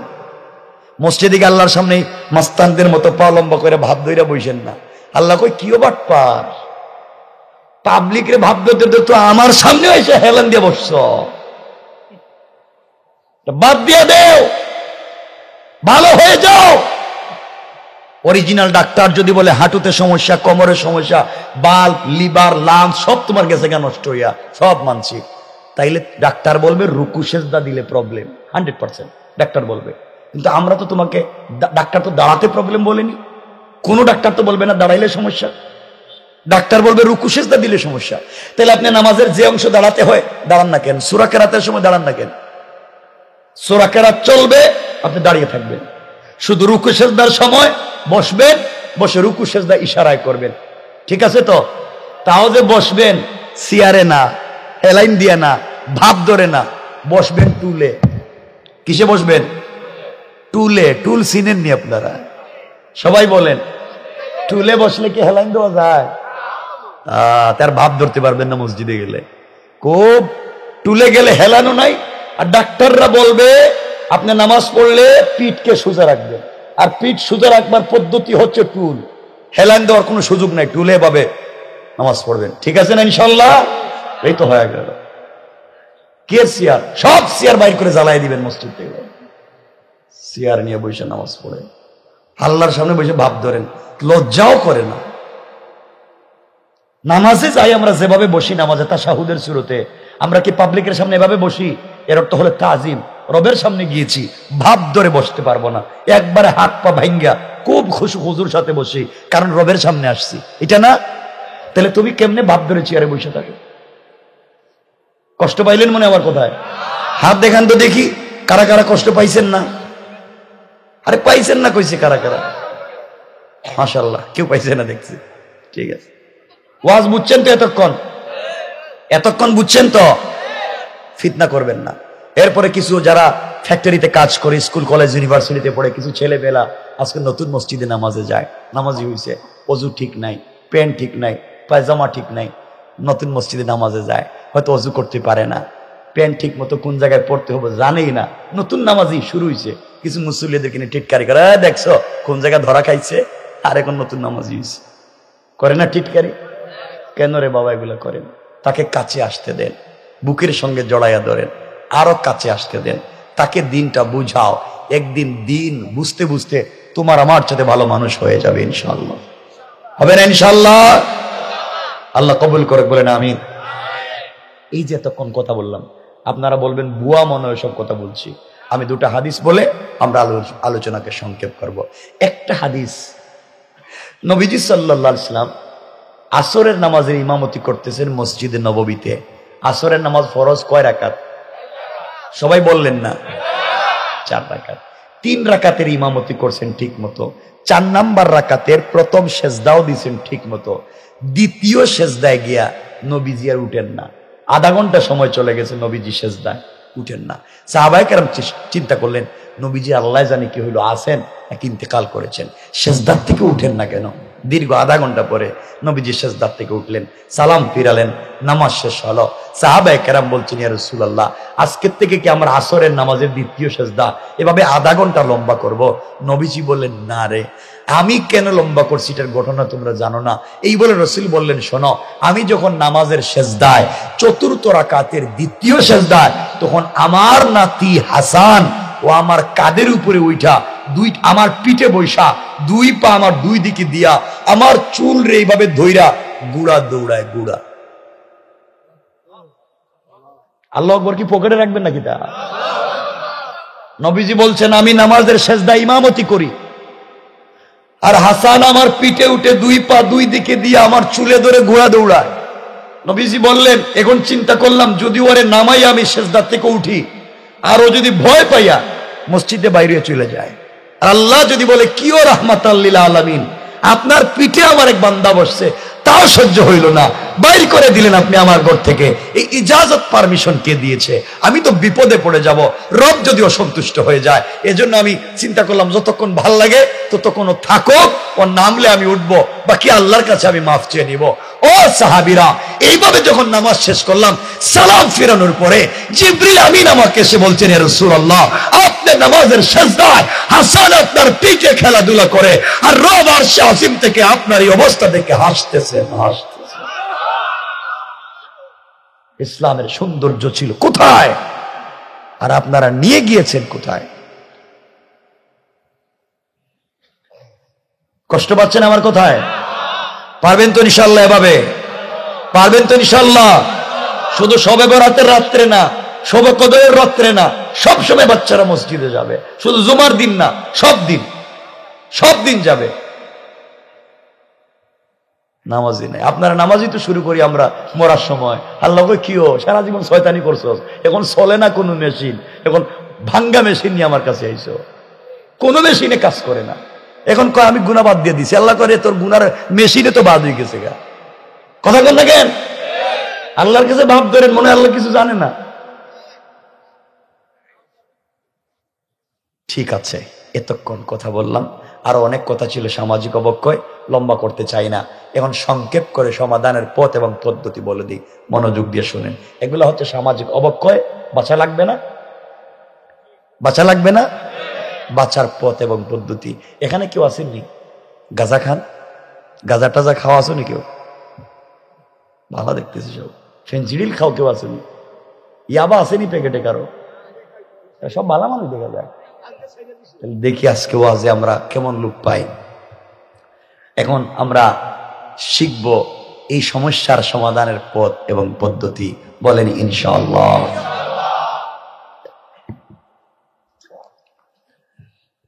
আপনারা তো আছেন এলাকায় ফিতনা করার জন্য, যে কে নাবির নিচে হাত বাঁধলো, কে বুকের উপরে হাত বাঁধলো, কে কলজার উপরে হাত বাঁধলো, কে জোরে আমিন বললো, কে আস্তে আমিন বললো, কে নবী সালাম আলাইকা পড়লো, কে নবী সালাম আলাইকা বললো না, কে নবীরে নূরের বললো, কে নবীরে মাটির বললো, কে কোন কালারের টুপি পরলো, কে কোন কালারের পাঞ্জাবি পরলো। এই নিয়ে এলাকায় মায়ের আছে না নাই? বাদ দেও। আজ ফিতনা করতে করতে এমন করছেন আপনারা, 2 ভাই একই টেবিলে খায়, একই ঘরে ঘুমায়, ফিতনার কারণে 2 ভাই নামাজ পড়ে 2 মসজিদে। ঠিক কিনা বলেন? আর কেমন ফিতনা করলে আপনারা শান্তি পাইবেন? সব বাদ। এখন আসেন আমরা সমাধানের পথের দিকে যাই। আমার মুসলমান বন্ধুগণ, গভীর মনোযোগ। আল্লাহর পয়গম্বর, আখিরি জামানার নবী, সরকারে কায়নাত, দু জাহানের সরদার, নবী রহমত জনাবে মুহাম্মদ রাসূলুল্লাহ সাল্লাল্লাহু আলাইহি ওয়াসাল্লাম কে আমার আল্লাহ জানিয়ে দিলেন, বন্ধুরে, দুনিয়ার জমিনে যারা আমি আল্লাহর গোলাম দাবি করবে, আশিক রাসূল দাবি করবে, তাদের গুণ কি, তাদের কোয়ালিটি কি, তাদের কন্ডিশন কি, আমার আল্লাহ বললেন। আমার আল্লাহ কোরআনে কারীমের 19 নম্বর পারা 25 নম্বর সূরা সূরা আল ফুরকানের 63 নম্বর আয়াত থেকে আমার আল্লাহ জানাইয়া দিলেন। আল্লাহ বললেন, ওয়া ইবাদুর রাহমানিল্লাযীনা ইয়ামশুনা আলাল আরদি হাওনা। আল্লাহ রাব্বুল ইজ্জত ওয়াল জালাল বললেন, মুসলমানেরা, এই দুনিয়ার জমিনে যারা আমি আল্লাহর গোলাম দাবি করবে, আশিক রাসূল দাবি করবে, আমি আল্লাহর গোলাম নিজেকে মনে করবে, আমি আল্লাহর গোলামে 1 নম্বর গুণ হলো আমার গোলাম দুনিয়ার জমিনে কোনোদিন অহংকার করতে পারে না। ঠিক কিনা বলেন? আল্লাহর গোলামের 1 নম্বর গুণ অহংকার করা যাবে? আল্লাহর গোলামের 1 নম্বর গুণ অহংকার করা যাবে না। সুতরাং আল্লাহ যাদেরকে এলাকার মধ্যে বড় আলিম বানিয়ে দিয়েছেন, এই বৃহত্তর গাজীপুর এলাকায়, টঙ্গী পুবাইল এলাকায় আল্লাহ যাদেরকে শেখুল হাদিস বানিয়েছেন, মুফতি মুহাদ্দিস বানিয়েছেন, খতিব বানিয়েছেন, ইউনিভার্সিটির রেক্টর বানিয়েছেন, কলেজের অধ্যক্ষ, অধ্যাপক, প্রফেসর, জ্ঞানী বানিয়েছেন, আপনি আপনার জ্ঞানের কারণে অহংকার করতে পারেন না। যে আল্লাহ অহংকার করবার অপরাধী মুআল্লিমুল মালাইকা, ফেরেশতাদের শিক্ষকের মতো মহাজ্ঞানীকে অহংকার করবার অপরাধে আমার আল্লাহ শয়তান বানিয়ে দিয়েছে। আপনিও যদি আপনার জ্ঞানের কারণে দুনিয়ার জমিনে অহংকার করেন, আমার আল্লাহ আপনাকেও শয়তান বানাইয়া দিতে আমার আল্লাহর 1 মিনিটও দেরি হবে না। কোন ঠিক না? এই জন্যে আল্লাহর গোলামের 1 নম্বর গুণ অহংকার করা যাবে। আপনারা করেননি না? আপনারা তো অলিয়া উলিয়া দেখতেছি, সব যা কই কব না কয়, দেখি তো অহংকার আসেনি। আল্লাহ জানে আমি সবার কথা বলতেছি না, আমি চিনিও না কাউরে। দেখবেন এলাকায় যদি কেউ একটু বড় হুজুর হয়ে যায়, এলাকার বড় হুজুর, দেখবেন অধিকাংশ সময় এলাকার বড় হুজুর কাউকে সালাম দেয় না। হ্যাঁ, বড় হুজুর আমি সালাম দিব কেন? বড় হুজুরে সালাম দিলে ঠিক মতো উত্তরও দেয় না। মুসাফার জন্য হাত দিলে হাত বাইর করে না, অল্প দেয়, ঠান্ডা লাগতেছে, হাত দেয় না। কিন্তু মুসাফার সময় যদি হাতে হাদিয়া দেন, হাদিয়া, হাদিয়া বুঝেননি আপনারা? হাদিয়া বুঝেন তো? গিফট, উপহার, উপঢৌকন বড় হুজুরে দেন, কোন হুজুর এই যে থ্যাংক ইউ, ভেরি গুড, আবার আইসো, আর দিও। আর যে দিল না, আপনি তাড়াতাড়ি যান, সিরিয়ালে আরেকজনের সুযোগ দেন। আসেনি কন্যা, কিছু কন্যা কেন আপনারা? কে বলেছে সুন্নতের খেলাফ চলে, আদর্শের খেলাফ চলে, নিজেকে বড় বুজুর্গ দাবি করার কোন সুযোগ নাই। অথচ হাদিসে আসছে, সিদ্দিকে আকবর বলছেন, ওয়াল্লাহি, আল্লাহর কসম, আমি আমার রসুলকে সারা জিন্দগি সালাম দেওয়ার বহু চেষ্টা করেছি, কিন্তু রসুল পাকের আগে রসুল পাককে সালাম দিতে পারিনি। সুবহানাল্লাহ, সালাম দিয়েছে নবীজি, আগে সালাম দিয়েছে। এজন্য আল্লাহ যাদেরকে এলাকায় টাকার মালিক বানিয়েছেন, মিল ফ্যাক্টরির মালিক, কলকারখানার মালিক, শিল্পের মালিক, গাড়ির মালিক, বাড়ির মালিক যে আল্লাহ বানিয়েছেন, আপনি টাকার কারণে দুনিয়ার জমিনে অহংকার করতে পারেন না।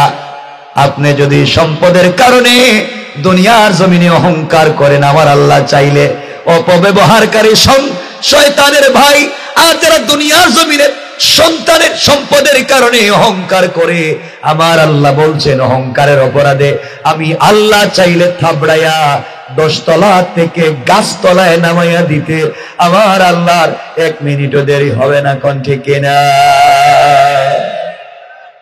পারবেন? খবর নেন না? এটা পুবাইল এলাকা না? আজ থেকে 50 বছর আগের খবর নেন, এই এলাকায় বহুত লোক ছিল যাদের লাখ লাখ টাকা ছিল, কিন্তু আজ তার ছেলে মেয়েরা মানুষের বাড়িতে কাজ করে খায় নাই। আজ থেকে 50 বছর আগে এখানে অনেক লোক ছিল যার গড় দিয়া বৃষ্টির পানি পড়তো, টিনের গড় ছিল, ছনের গন ছিল, ঘুমাইবার জায়গা ছিল না। আজকে তার ঘরে আল্লাহ কোটি কোটি টাকা দিছে। আছে না নাই? কে করেছে? সবাই বলেন। অহংকার বাদ দিয়ে দেন, অহংকার করা যাবে না। কথাগুলো দিল দিয়ে শুনেন কি বলতে চাই। আল্লাহর গোলামের 2 নাম্বার গুণ আমার আল্লাহ বললেন, ওয়া ইযা খাতাবাহুমুল জাহিলুনা ক্বালু সালামা। আল্লাহ রাব্বুল ইজ্জত ওয়াল জালাল বললেন, মুসলমানেরা, এই দুনিয়ার জমিনে যারা আমি আল্লাহর গোলাম দাবি করবে, আশিক রাসূল দাবি করবে, আমি আল্লাহর গোলাম নিজেকে মনে করবে, আমি আল্লাহর গোলামের 2 নাম্বার গুণ হলো আমার গোলামকে কেউ গালি দিলে গালির জবাব দিবে না, আঘাত করলে আঘাতের জবাব দিবে না, মারলে মারের জবাব দিবে না, বরং আমার গোলামকে দুনিয়ার জমিনে কেউ যদি গালি দেয়, আমার গোলাম গালির জবাবে গালি না দেয়া ওই ব্যক্তির জন্য শান্তি আর সালামতির দোয়া করে যায়। পড়েন সুবহানাল্লাহ। আল্লাহর গোলামের 2 নম্বর গুণ, গালি দেওয়া যাবে? বলেন না কেন যাবে? আপনারা দেননি, দেন। মানুষের গালি দিয়েন না, সালাম দিয়েন। কি দিবেন? আম্মা জান আয়েশা শামাইলে তিরমিজিতে আম্মা জান আয়েশা সিদ্দিকা রাদিয়াল্লাহু তাআলা আনহা বলেন, আমি ঘরের চিপায়, দরজার চিপায়, পর্দার চিপায় দাঁড়াইয়া থাকতাম যে নবীজি আসলে সবার আগে নবীজিকে সালাম দিব, কিন্তু নবীজি ঘরে আসার বহুত দূর থেকে আমাকে সালাম দিতেন। সুবহানাল্লাহ। সালাম আগে কে দিতেন? আয়েশার কি বললেন না? আম্মা জান আয়েশার কি? তাহলে হাদিসের অর্থ দাঁড়ালো স্বামী তার স্ত্রীকে সালাম দিতেন। সুবহানাল্লাহ বললেন না? স্বামী কারে সালাম দিত? আপনারা দেননি? মিথ্যা কথা কইেন না। বউরে সালাম দেননি? দেন না কেন? দেন না কেন? কিছু কয় না কেন? কে অভ্যাস? সালাম দেন না কেন? এটা কোন কি কইছে? বউ নাই। আরে বড় কষ্ট, বউ নাই হুজুর। তার বউ না থাকলে কি হইব? যুবকেরা, আমি তো রাত্রে হয়ে যাইতেছে, কথা বলতে চাচ্ছি না। তোমরা যে খারাপের খারাপ হইছো, তোমরা যে কি জিনিস, শয়তান তোমাদেরকে দেখলো। আল্লাহ আমারে শয়তান মানে লাভ হইছে কিটা? আমি তো জিন্দেগিতে এই কাম করি নাই। জুয়ানেরা যে খারাপ হইছে, হেরা তো আছে তাদের গার্লফ্রেন্ড আর প্রেমিকার লইয়া ব্যস্ত। ঠিক কিনা? ঠিক কইছো কেন? এটা ঠিক হইল কেন? এটা তো খারাপ কাজ। যা কই জুড়ে কই ঠিক। কি খারাপ হইছ, বাপরে বাপরে বাপ। কেউরে ভাল লাগে না।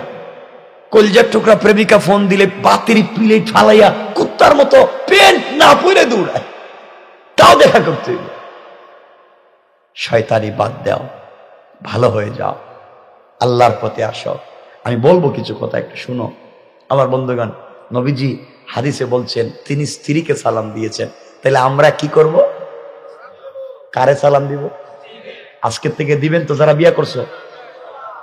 মুরব্বীর আমার চেহারার দিকে তাকাই আছে গা, হেরা চিন্তা করতেছে বাবা 70 বছর গেছে গা, আজকে সালাম দিয়ে আবার কোন বিপদে পড়ে যায়।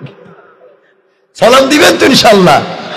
আজকে ঘরের দরজায় গিয়ে দাঁড়াবেন। এই যে আমার ভাই তো আমার এখানে গেছিল, এই যে ঘরের দরজা, খুব মহব্বত করি, ঘরের দরজায় গিয়ে এভাবে দাঁড়াবেন। আজকে দাঁড়ায় বলবেন, বউ আসসালামু আলাইকুম ওয়া রাহমাতুল্লাহ। বউ কই বৌমা, এর আজকে কোন ভূতে ধরলো? জীবনে সালাম দেয় না, আজকে থেকে সালাম দেয়। এর অর্থ দাঁড়ালো ভূতে ধরছে না।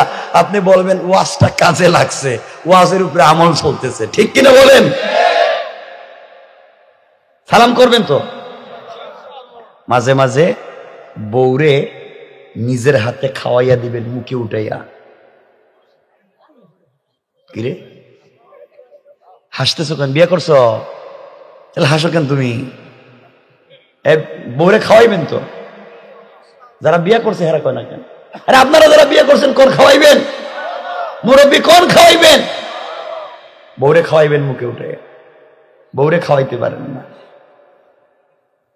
নিজের বউরে তো মুখে উঠে খাওয়াইতে পারবেন না আপনারা, আপনারা তো মুখে উঠে খাওয়াইতে পারবেন পাশের বাসার বাবিরে, ঠিক কিনা বলো? ওরে বাবা রে, এটাও কই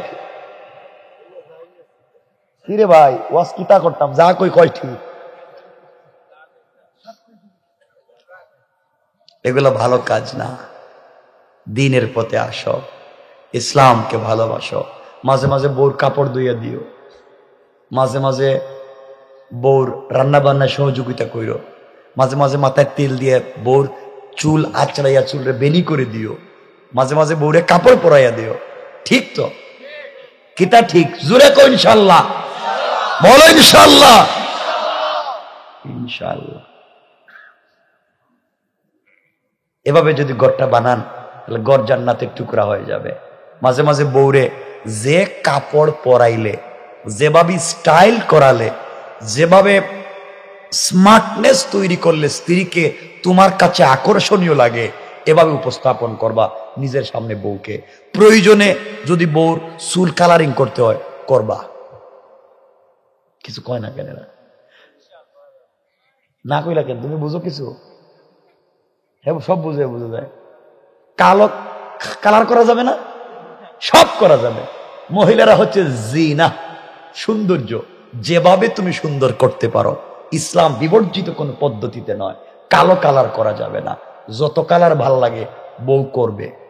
দরকার হলে 3 পিস বাদ দিয়ে 3/4 প্যান্ট পরবে, সেন্ডু গেঞ্জি পরবে। তা পাবলিকের সামনে বলতেছি না, শুধু আপনার সামনে ঘরে। এখন হাসো দেখি, রাস্তাঘাটে নয়। স্ত্রীকে যেভাবে কাপড় পরাইলে, মেকআপ করালে, অর্নামেন্টস জুয়েলারি পরালে পৃথিবীর সব থেকে স্মার্ট মেয়ে মনে হয়, এভাবে নিজের সামনে উপস্থাপন করবা। এভাবে যদি নিজের বউরে নিজের সামনে উপস্থাপন করো, তাহলে রাস্তায় বের হইয়া অন্যের মেয়ের দিকে আর অন্যের স্ত্রীর না, ঠিক কিনা বলে? রাস্তায় গিয়ে তো আর একজনের বউর দিকে চাও, মানে দেখতে সুন্দর লাগে। নিজেরটারে সুন্দর করো না কেন? খারাপ পাইলা? আমার কি খাইয়া দেয় কাম নাই? তোমাদেরকে এত কিছু বলতেছি, কষ্ট হচ্ছে বাবা? 12টার ভিতরে রেখেছি নাকি? না কষ্ট হবে তো মানুষের? অসুবিধা হচ্ছে আপনাদের দেখতেছে। প্রস্রাবে ধরিনি কারো? ডায়াবেটিস নাই? খিতা করা, বেশি লম্বা করবো না। তাহলে ঠিক আছে তো ইনশাল্লাহ? মাঝে মাঝে আপনার এই হাদিসগুলা জানেন কিন্তু আমল করেন, আমার তো লজ্জা লাগে। আপনারা কতবার শুনছেন যে নবীজি আম্মা জান আয়েশা এইভাবে গোশতের টুকরা মুখে নিয়ে চাবাইয়া প্লেটে রাইখা দিতেন। রাসূল পাক এই গোশতের টুকরাটা মুখের ভিতরে নিয়ে চাবাইতেন। বোর কথা কইছে, এরা সুবহানাল্লাহ কয় না? সুবহানাল্লাহ জোরে কর। আর আপনাদের বউ যদি মুখে কিছু নিয়ে আপনারে দেয়, তাহলে বাসের টেলাতে পিঠে মেরে ফেলাইবে। তোর মুখের খাবার খাওয়ার জন্য বিয়ে করছি তোরে, এই কাজ করবেন না। আম্মা জান আয়েশা দেখেন কথায় কথা চলে আসছে। একদিন কাপড় পরতেছেন নবীজি, নামাজ থেকে আয়েশা পর্দার আড়ালে দাঁড়ায় দেখতেছেন আম্মা জান আয়েশা কাপড় পরতেছেন। নবীজি সালাম দিয়ে ঘরে ঢুকে বলেন, আয়েশা আল্লাহ তোমাকে কত সুন্দর করে বানাইছে, এত সুন্দর করে তৈরি করছে, কাপড় পরতে পারো না তুমি। আয়েশা বলছেন, আপনি কেমন স্বামী আমার, বউরে একটা দিন কাপড় পরাইয়া দিলেন না। নবীজি কথাটা দিলে লাগছে। আয়েশার হাত ধরলেন, কাছে নিয়ে বসালেন, প্যাকেট থেকে জৈতুনের তেল বের করলেন। আম্মা জান আয়েশার চুলের ভিতরে জৈতুনের তেল দিলেন, চিরুনি বাইর করে আঁচড়াতে শুরু করলেন। নিজের হাতে চুল আঁচড়াইয়া, চুল বেনি করে দিয়া নিজের হাতে পোশাক পরাইয়া দিলেন। সবাই বলা লাগবে সুবহানাল্লাহ। নবীজি পারছেন, আপনি পারেন না কেন? কেন পারেন না কোন? তো এগুলো আর করবেন না। স্ত্রীর সাথে ভালো ব্যবহার করবেন। আপনারা তো বউরে বানাইয়া দিয়েছেন কাজের বুয়া। বউ হইছে কাজের বুয়া। ঘুম থেকে উঠা থেকে কাজ, ঘুমাইতে যাওয়া পর্যন্ত কাজ, শুধু কাজ আর কাজ, ঠিক না? এগুলা কই পাইছেন আপনারা? কোন জায়গায় পাইছেন কোন? তো যে বউ ঘুম থেকে উঠা লাগবে, ঘুম থেকে উঠা বাথরুম পরিষ্কার করো, পুরা ঘর মুছো, পুরা বাড়ি মুছো, পুরা ঘরের মানুষের নাস্তা তৈরি করো, বাচ্চাদের টিফিন তৈরি করো, বাচ্চাদেরকে স্কুলে নিয়ে যাও, ওদেরকে স্কুল থেকে নিয়ে আসো, আত্মীয় স্বজনদের নাস্তা রেডি করে দাও, ঘরের সবার কাপড় দেয়া দাও, হাঁস মুরগ থাকলে তাও দেখো, গরু ছাগল থাকলে তাও দেখো, আত্মীয় স্বজন আইলে হেরেও খাওয়াও। বেচারে সারাদিন কাজ করতে করতে করতে করতে রাত্রবেলা যে কোন সময় না খাইয়া ঘুমাইয়া গেছে গা, একটা স্বামী নাই বউরে জিগায় না, বউ তুমি খাইছো? এগুলা কেন করেন? এগুলো আর করবেন না ইনশাআল্লাহ, বলেন। তাহলে আল্লাহর গোলামের 2 নম্বর গুণ সালাম। বলেন কি? আল্লাহর গোলামের 3 নম্বর গুণ আমার আল্লাহ বললেন, ওয়াল্লাযীনা ইয়াবীতুনা লিরাব্বিহিম সুজদাও ওয়া কিয়ামা। আল্লাহ বললেন, মুসলমানেরা, এই দুনিয়ার জমিনে আল্লাহর গোলাম যারা দাবি করবে, আশিক রাসূল যারা দাবি করবে, আল্লাহর গোলাম যারা নিজেকে মনে করবে, আল্লাহর গোলামের 3 নম্বর গুণ হলো, আমার গোলাম বিপদে পড়ে গেলে রুকু করবে আমি আল্লাহর পায়ে, সিজদা করবে আমি আল্লাহর পায়ে, সুজদা ওয়া কিয়ামা, সিজদা আমার জন্য, দাঁড়ানো আমার জন্য। সুতরাং এই দুনিয়ার জমিনে যারা আল্লাহর গোলাম দাবি করবে, তারা আল্লাহর পা ছাড়া, এই বাংলাদেশে আমাদের এলাকায় যারা আল্লাহর পা ছাড়া পীরের পায়ে সিজদা করে, মাজারে মাজারে গিয়া সিজদা করে, আল্লাহর কসম, আল্লাহর কসম, তারা আল্লাহর গোলাম হতে পারে না। ঠিক কিনা বলেন? পীরের পায়ে সিজদা করা যাবে? মাজারে সিজদা করা যাবে? কবরস্থানে সিজদা করা যাবে? সিজদা দেওয়া যাবে কাকে?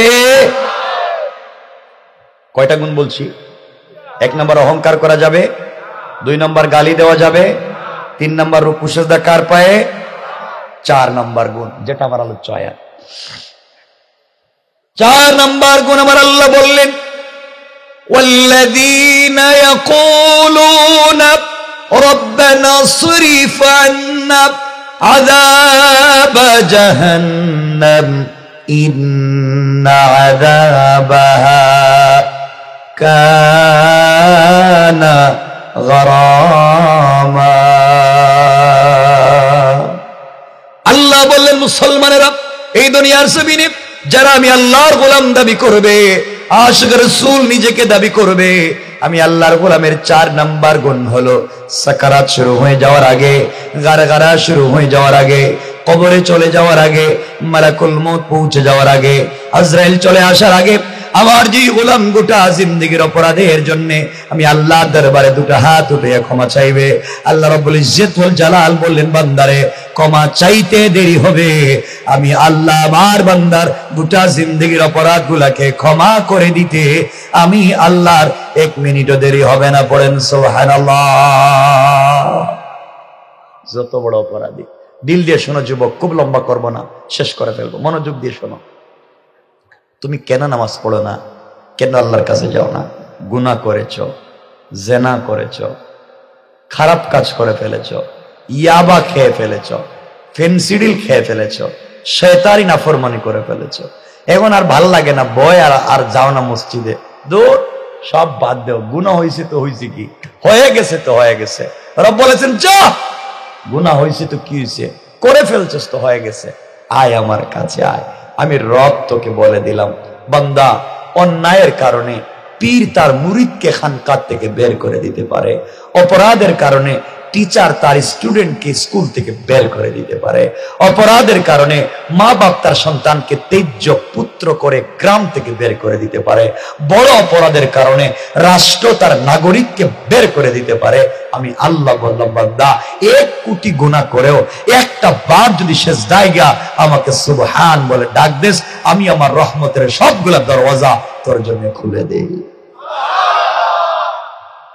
কেমন রব! সুতরাং এই আয়াতে আল্লাহ বুঝাতে চাচ্ছেন, যত বড় অপরাধী মাফ করে দিবেন কে? সে কথা আপনাদেরকে বুঝাইয়া আলোচনা শেষ করব। খুব মনোযোগ দিয়ে শুনো জওয়ানেরা, তরুণেরা, সবাই শুনো, আর লম্বা করব না। শুধু অপরাধীকে আল্লাহ কেমনে ক্ষমা করবেন, যত বড় অপরাধ করো, সেদিকে আপনাদেরকে নিয়ে যাই। আমার মুসলমান বন্ধুগণ, গভীর মনোযোগ, কথাগুলো দিল দিয়ে শোনেন। আল্লামা জুলফিকার নকশবন্দি খুতুবাতে জুলফিকারে চমৎকার একটা ঘটনা নিয়ে এসেছেন। আল্লাহর পয়গম্বর আখিরি জামানার নবী সরকারে কায়নাত রাসূল পাক সাল্লাল্লাহু আলাইহি ওয়াসাল্লাম তখন পর্যন্ত দুনিয়ার জমিনে জিন্দা। হযরতে আবু বকর, ওমর, উসমান, আলী সকলে দুনিয়ার জমিনে জিন্দা। হযরত ওমর ফারুক রাদিয়াল্লাহু তাআলা আনহু আমার নবীর পিছনে ফজরের সালাত আদায় করলেন। ফজরের সালাত আদায় করে নিজের বাড়িতে গেলেন, নাস্তা করলেন। কথাগুলা মনোযোগ দিয়ে শুনো কি বলতে চাই। নাস্তা করবার পরে আবার তিনি রাসূল পাকের দরবারের দিকে যেতে লাগলেন। নবীজির কাছে যাবেন, কিছু মাসআলা জানবেন, দোয়া নিবেন, এই জন্য বের হলেন। হযরত ওমর ফারুক রাদিয়াল্লাহু তাআলা আনহু কিছু দূর আসার পরে তাকায়া দেখেন চৌরাস্তার মোড়ে একটা যুবক, মুখের মধ্যে সুন্দর দাড়ি, চেহারা লাল হয়ে গিয়েছে, মাটির মধ্যে সিজদায় পড়ে হাউমাউ করে কাঁদতেছে। যুবকের কান্নার কারণে চেহারার মধ্যে কালো দুইটা দাগ পড়ে গিয়েছে। এত বেশি কান্না করে তার কান্নার আওয়াজে আশেপাশের পশুগুলা গাছের মধ্যে মুখ লাগায় না, গাছের মধ্যে মুখ লাগায় না। সবাই তো আশ্চর্য দুনিয়া। যুবকের আশেপাশে যারা ছিল এত কান্না করে, যুবক কি হয়েছে? হযরত ওমর কাছাকাছি পৌঁছে গেলেন। ওমর তো এমন মানুষ না, কারো কান্না দেখলে ওমরের চোখে পানি আসে না। নবীজি বলেছেন আসাদুহুম ফি আমরিল্লাহি ওমর। ওমর তো শক্ত দিলের মানুষ, কিছু বললেই কান্না আসবে না। এই ওমর আশ্চর্য হয়ে গেলেন, যুবক কেন কান্না করে? যুবকের কান্না দেখে নিজেকে সামলিয়ে রাখতে পারলেন না। যুবকের কাছে গিয়ে জিজ্ঞেস করলেন, বাবা তুমি কেন কান্না করো? তোমার কি হয়েছে? কি অপরাধ করেছ? যুবক বলতেছে, ভাই ওমর রে, অপরাধ অনেক বড় করে ফেলেছি। এই অপরাধের মনে হয় আর কোনো আমাকে মাফের কোনো সুযোগ নাই, এই জন্য কান্না করি। ওমর বললেন, যুবক তুমি আমাকে বলো কি অপরাধ করেছ, আমি তোমার জন্য কোনো ব্যবস্থা করতে পারি কিনা। যুবক বলতেছেন, ভাই ওমর রে, আমার মন বলছে আপনি আমার জন্য কিছুই করতে পারবেন না, এত বড় অপরাধী। ওমর বললেন, কি করতে পারে? তোমার কান্না সহ্য হয় না। আবার যুবক বলছে, ভাই ওমর রে, তুমি কি আমাকে নিয়ে রাসূল পাকের দরবারে যেতে পারবে? আল্লাহর পয়গম্বর রাহমাতাল লিল আলামিন এখন পর্যন্ত দুনিয়ার জমিনে জিন্দা, তুমি কি আমাকে নবীজির দরবারে নিয়ে যেতে পারবে? নবীজির কাছে যদি তুমি আমাকে নিয়ে যাও, আর নবীজি আমার জন্য আল্লাহর দরবারে যদি ক্ষমা চায়, আমার মন বলতেছে রহমতের নবী এখনো পৃথিবীতে বেঁচে আছেন, আমার জন্য আল্লাহর দরবারে যদি একটু সুপারিশ করে, আল্লাহ হয়তো আমার জীবনের গুনাহ মাফ করে দিবেন। কোন সুবহানাল্লাহ।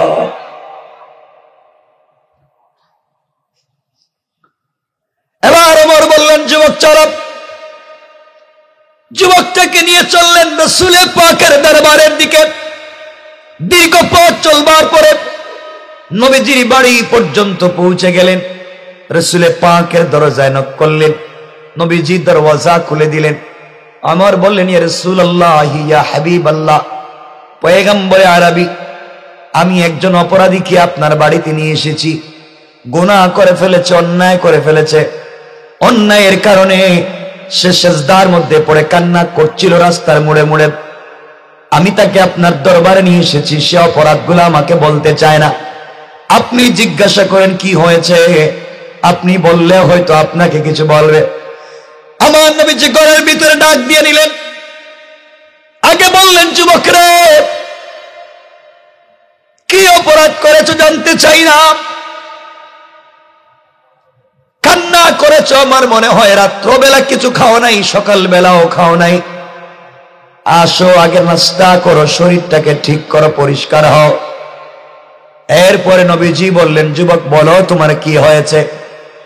এবার যুবক কাঁদতেছে আর বলতেছে, পয়গম্বরে আরবি, মনোযোগ দিয়ে কথাগুলা শুনেন, কয়েক মিনিট মনোযোগ দেন।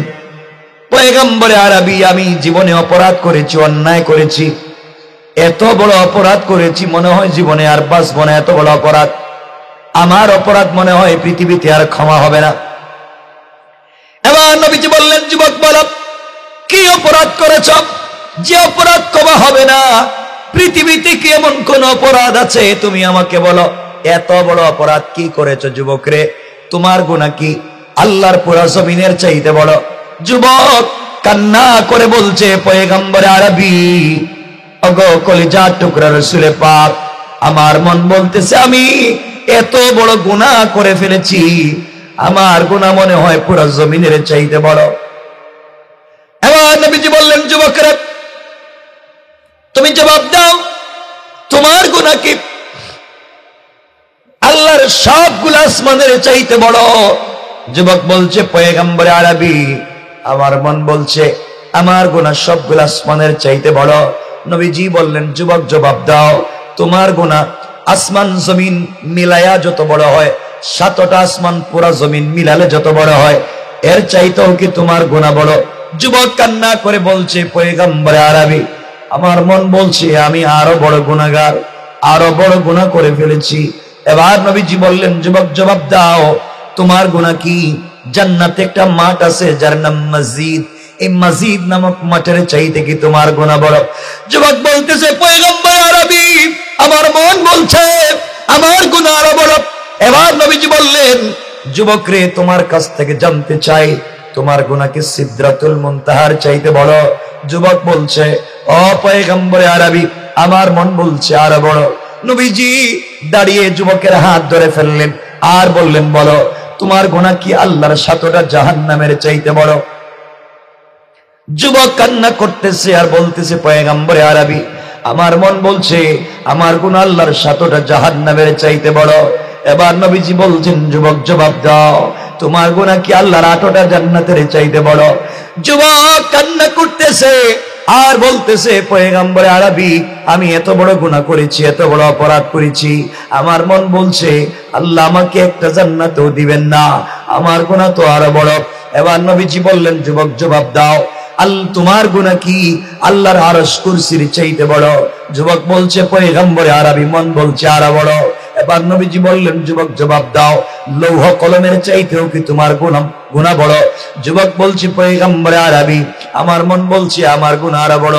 এবার নবীজি আশ্চর্য হয়ে গেলেন আর ডাক দিয়ে বললেন, যুবক তুমি জবাব দাও, তোমার গুনাহ আসমান জমিন আরশ কুরসি লৌহ কলম জান্নাত জাহান্নাম সব একত্রিত করলে যত বড় হয়, তোমার গুনাহ কি আরো বড়? যুবক বলছে, পয়গম্বরে আরবী, আমার মন বলছে আমার গুনাহ আরো বড়। এবার নবীজি বললেন, যুবক তুমি জবাব দাও, আল্লাহ শুরাকা বিল্লাহ, নিশ্চয় তুমি আল্লাহর সঙ্গে কাউকে শরীক করেছো।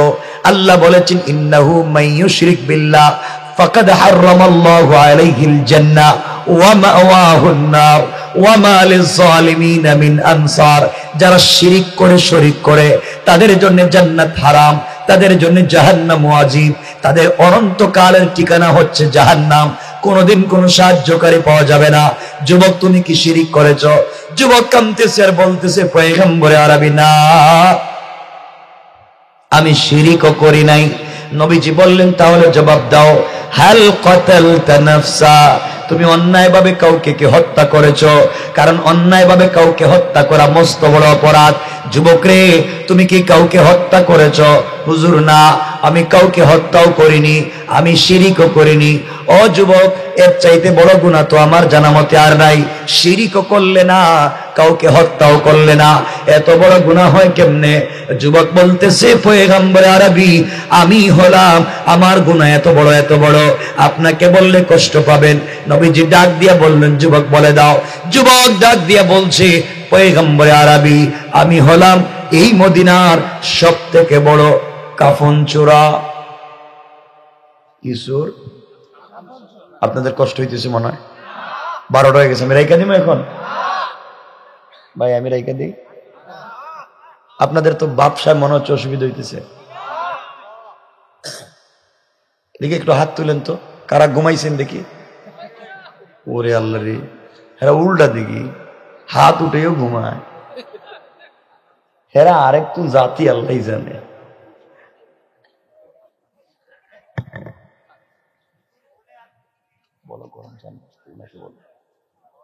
কষ্ট হচ্ছে? যুবক বলছে সে কাফন চোরা। আমি যাই বলি আপনাদের মন আমাদের দিকে মনোনিবেশ করতে বলছি। আপনার ঘুমে আছেন না সজাগ আছেন আমি তো দেখতেছি, বাট আপনাদের মাথার চিন্তা কোন দিকে আছে এটা আমার দিকে নিয়ে আসতে চাই, কারণ কথা বলতেছি আমি, শুনতে হবে আপনাদের। আচ্ছা তখন বলেন, যুবক বলছে হ্যাঁ কাফন চোরা। কি চোরা? সবাই বলেন না। নবীজি বললেন, যুবক কাফন চুরি করছো তো কি হয়েছে? এটা কোনো অপরাধ হয়েছে? কাবিরা গুনাহ করছো?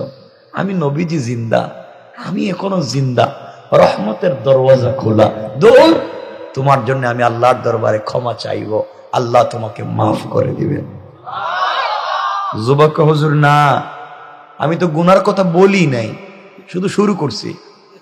তাইলে কি? হুজুর আমার গুনাহ আরো বড়। নবীজি কি তাইলে গুনাহ করছো? এত বড় গুনাহ? হুজুর আমার গুনাহ বহুত বড়। এবার নবীজি বললেন, যুবক বড় কি গুনাহ করেছ? যুবক ডাক দিয়া বলছেন, পয়গম্বরে আরবি, আমি হলাম মদিনার সব থেকে বড় কাফন চোরা। এই মদিনায় যেই ব্যক্তি মারা যায়, মারা যাওয়ার পরে রাত্রবেলা তার গুরুস্থানে গিয়ে কবর খনন করে কাপড়গুলা চুরি করে আনি, এই কাফন চুরি করে বাজারে বিক্রি করি, বাজারে বিক্রি করে যেই টাকা পাই ওই টাকা দিয়ে আমার পরিবার চালাই। পয়গম্বরে আরবি, দীর্ঘদিন থেকে আমি কাজগুলা করে যাচ্ছি, কিন্তু গতকালকে একটা আশ্চর্য ঘটনা ঘটে গিয়েছে। নবীজি বললেন, যুবক জবাব দাও, কি ঘটনা ঘটেছে জবাব দাও। যুবক বলছে, পয়গম্বরে আরবি, গতকালকে একজন আনসারী সাহাবীর মেয়ে ইন্তেকাল করেছে। আনসারী সাহাবীর মেয়ে ইন্তেকাল করেছে। এই মেয়েটা কোরআনের হাফেজা, এই মেয়েটা তাহাজ্জুদওয়ালা, এই মেয়েটা পর্দাওয়ালা, এই মেয়েটার উপাধি হুরে মদিনা। আজ পর্যন্ত পৃথিবীর কোনো মানুষ মেয়েটাকে দেখে নাই। মেয়েটাকে বলা হয় মদিনার হুরপুরি, বিশ্ব সুন্দরী।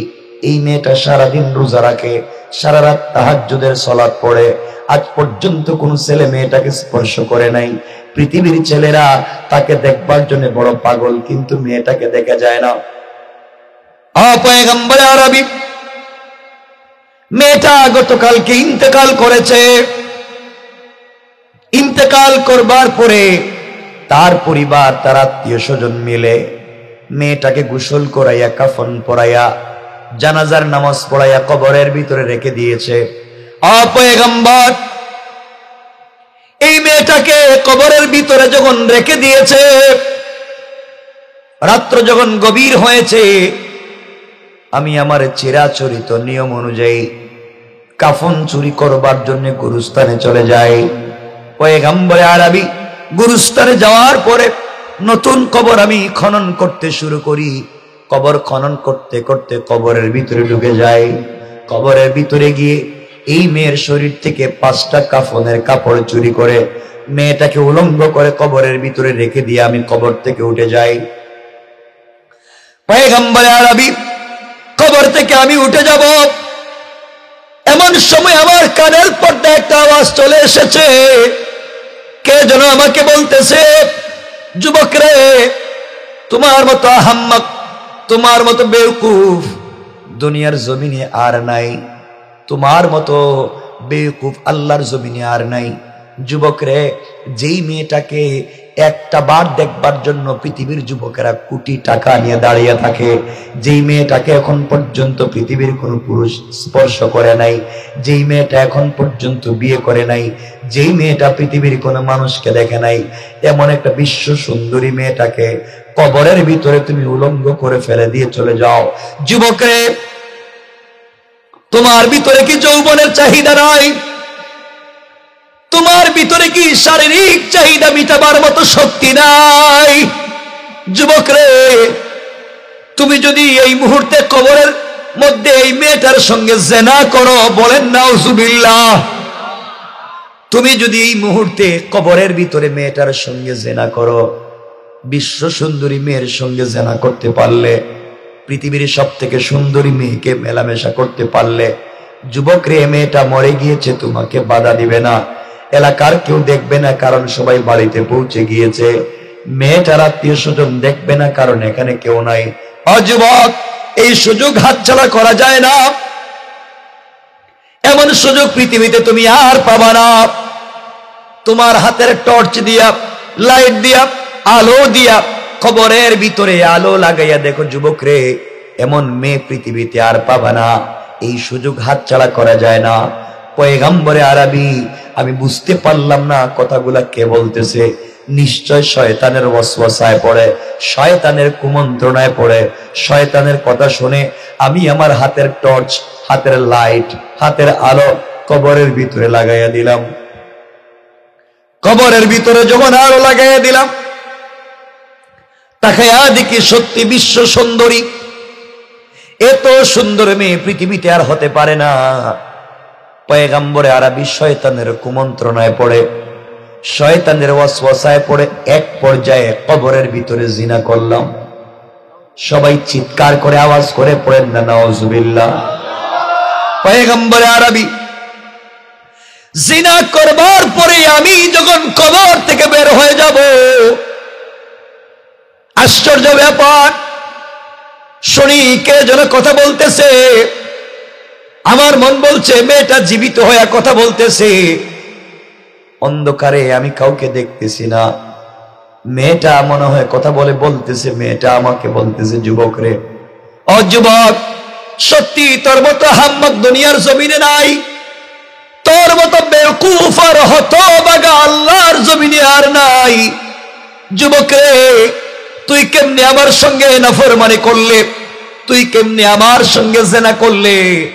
যুবক রে, তোর কি মৃত্যুর ভয় নাই? কবরে যাওয়ার কি তোমার ভিতরে ভয় নাই? কবরে গেলে তুমি আল্লাহর সামনে কি জবাব দিবা? অপরাধীর কি জবাব আল্লাহর সামনে দিবা? যুবক রে, সারা জিন্দেগি নিজের সতীত্বের হেফাজত করেছি। আমার মনে আশা ছিল আল্লাহর সামনে এভাবে দাঁড়াবো, আমার আত্মীয় স্বজন মিলে আমাকে গোসল করাইয়া, ওযু করাইয়া, পবিত্র করে কবরে আমাকে দিয়েছিল। আমার মনে বড় আশা ছিল আমিও একদিন পবিত্র আল্লাহর সামনে দাঁড়িয়ে যাব। ও যুবক, আমার জিন্দেগিতে তাহাজ্জুদ ছাড়ি নাই, আমার জিন্দেগিতে কোন দিনের বেলা রোজা ছাড়ি নাই। তুমি আমাকে অপবিত্র করে দিয়েছো, আল্লাহর সামনে অপবিত্র হিসাবে দাঁড় করাইয়া দিয়েছো। যুবক রে, তুমি আল্লাহর সামনে কি জবাব দিবা? পয়গম্বর আরবি এমন কথাগুলা যখন মেয়েটা বলতেছে, মেয়েটার কথা শুনবার পরে আমি তো সত্যি ভয় ঢুকে গিয়েছে। 1-2 মিনিটের আনন্দের জন্য কি করলাম, একদিকে কবরের ভিতরে জিনা করলাম, আবার মৃত মানুষের সঙ্গে জিনা করলাম, কোরআনের হাফেজার সঙ্গে জিনা করলাম, তাহাজ্জুদ ওয়ালার সঙ্গে জিনা করলাম, একজন আনসারী সাহাবীর মেয়ের সঙ্গে জিনা করলাম। এত বড় অপরাধ আমি করেছি, আমার ভিতরে আল্লাহর জাহান্নামের ভয় ঢুকে গিয়েছে। পয়গম্বরে আরবি সাথে সাথে কাফনের কাপড়গুলা কবরের ভিতরে ফেলে দিয়েছি, লাফ দিয়া কবর থেকে উঠে গিয়েছি। কবর থেকে উঠে কান্না শুরু করলাম, কি অপরাধ করলাম? এত বড় অপরাধ কি মানুষ করতে পারে?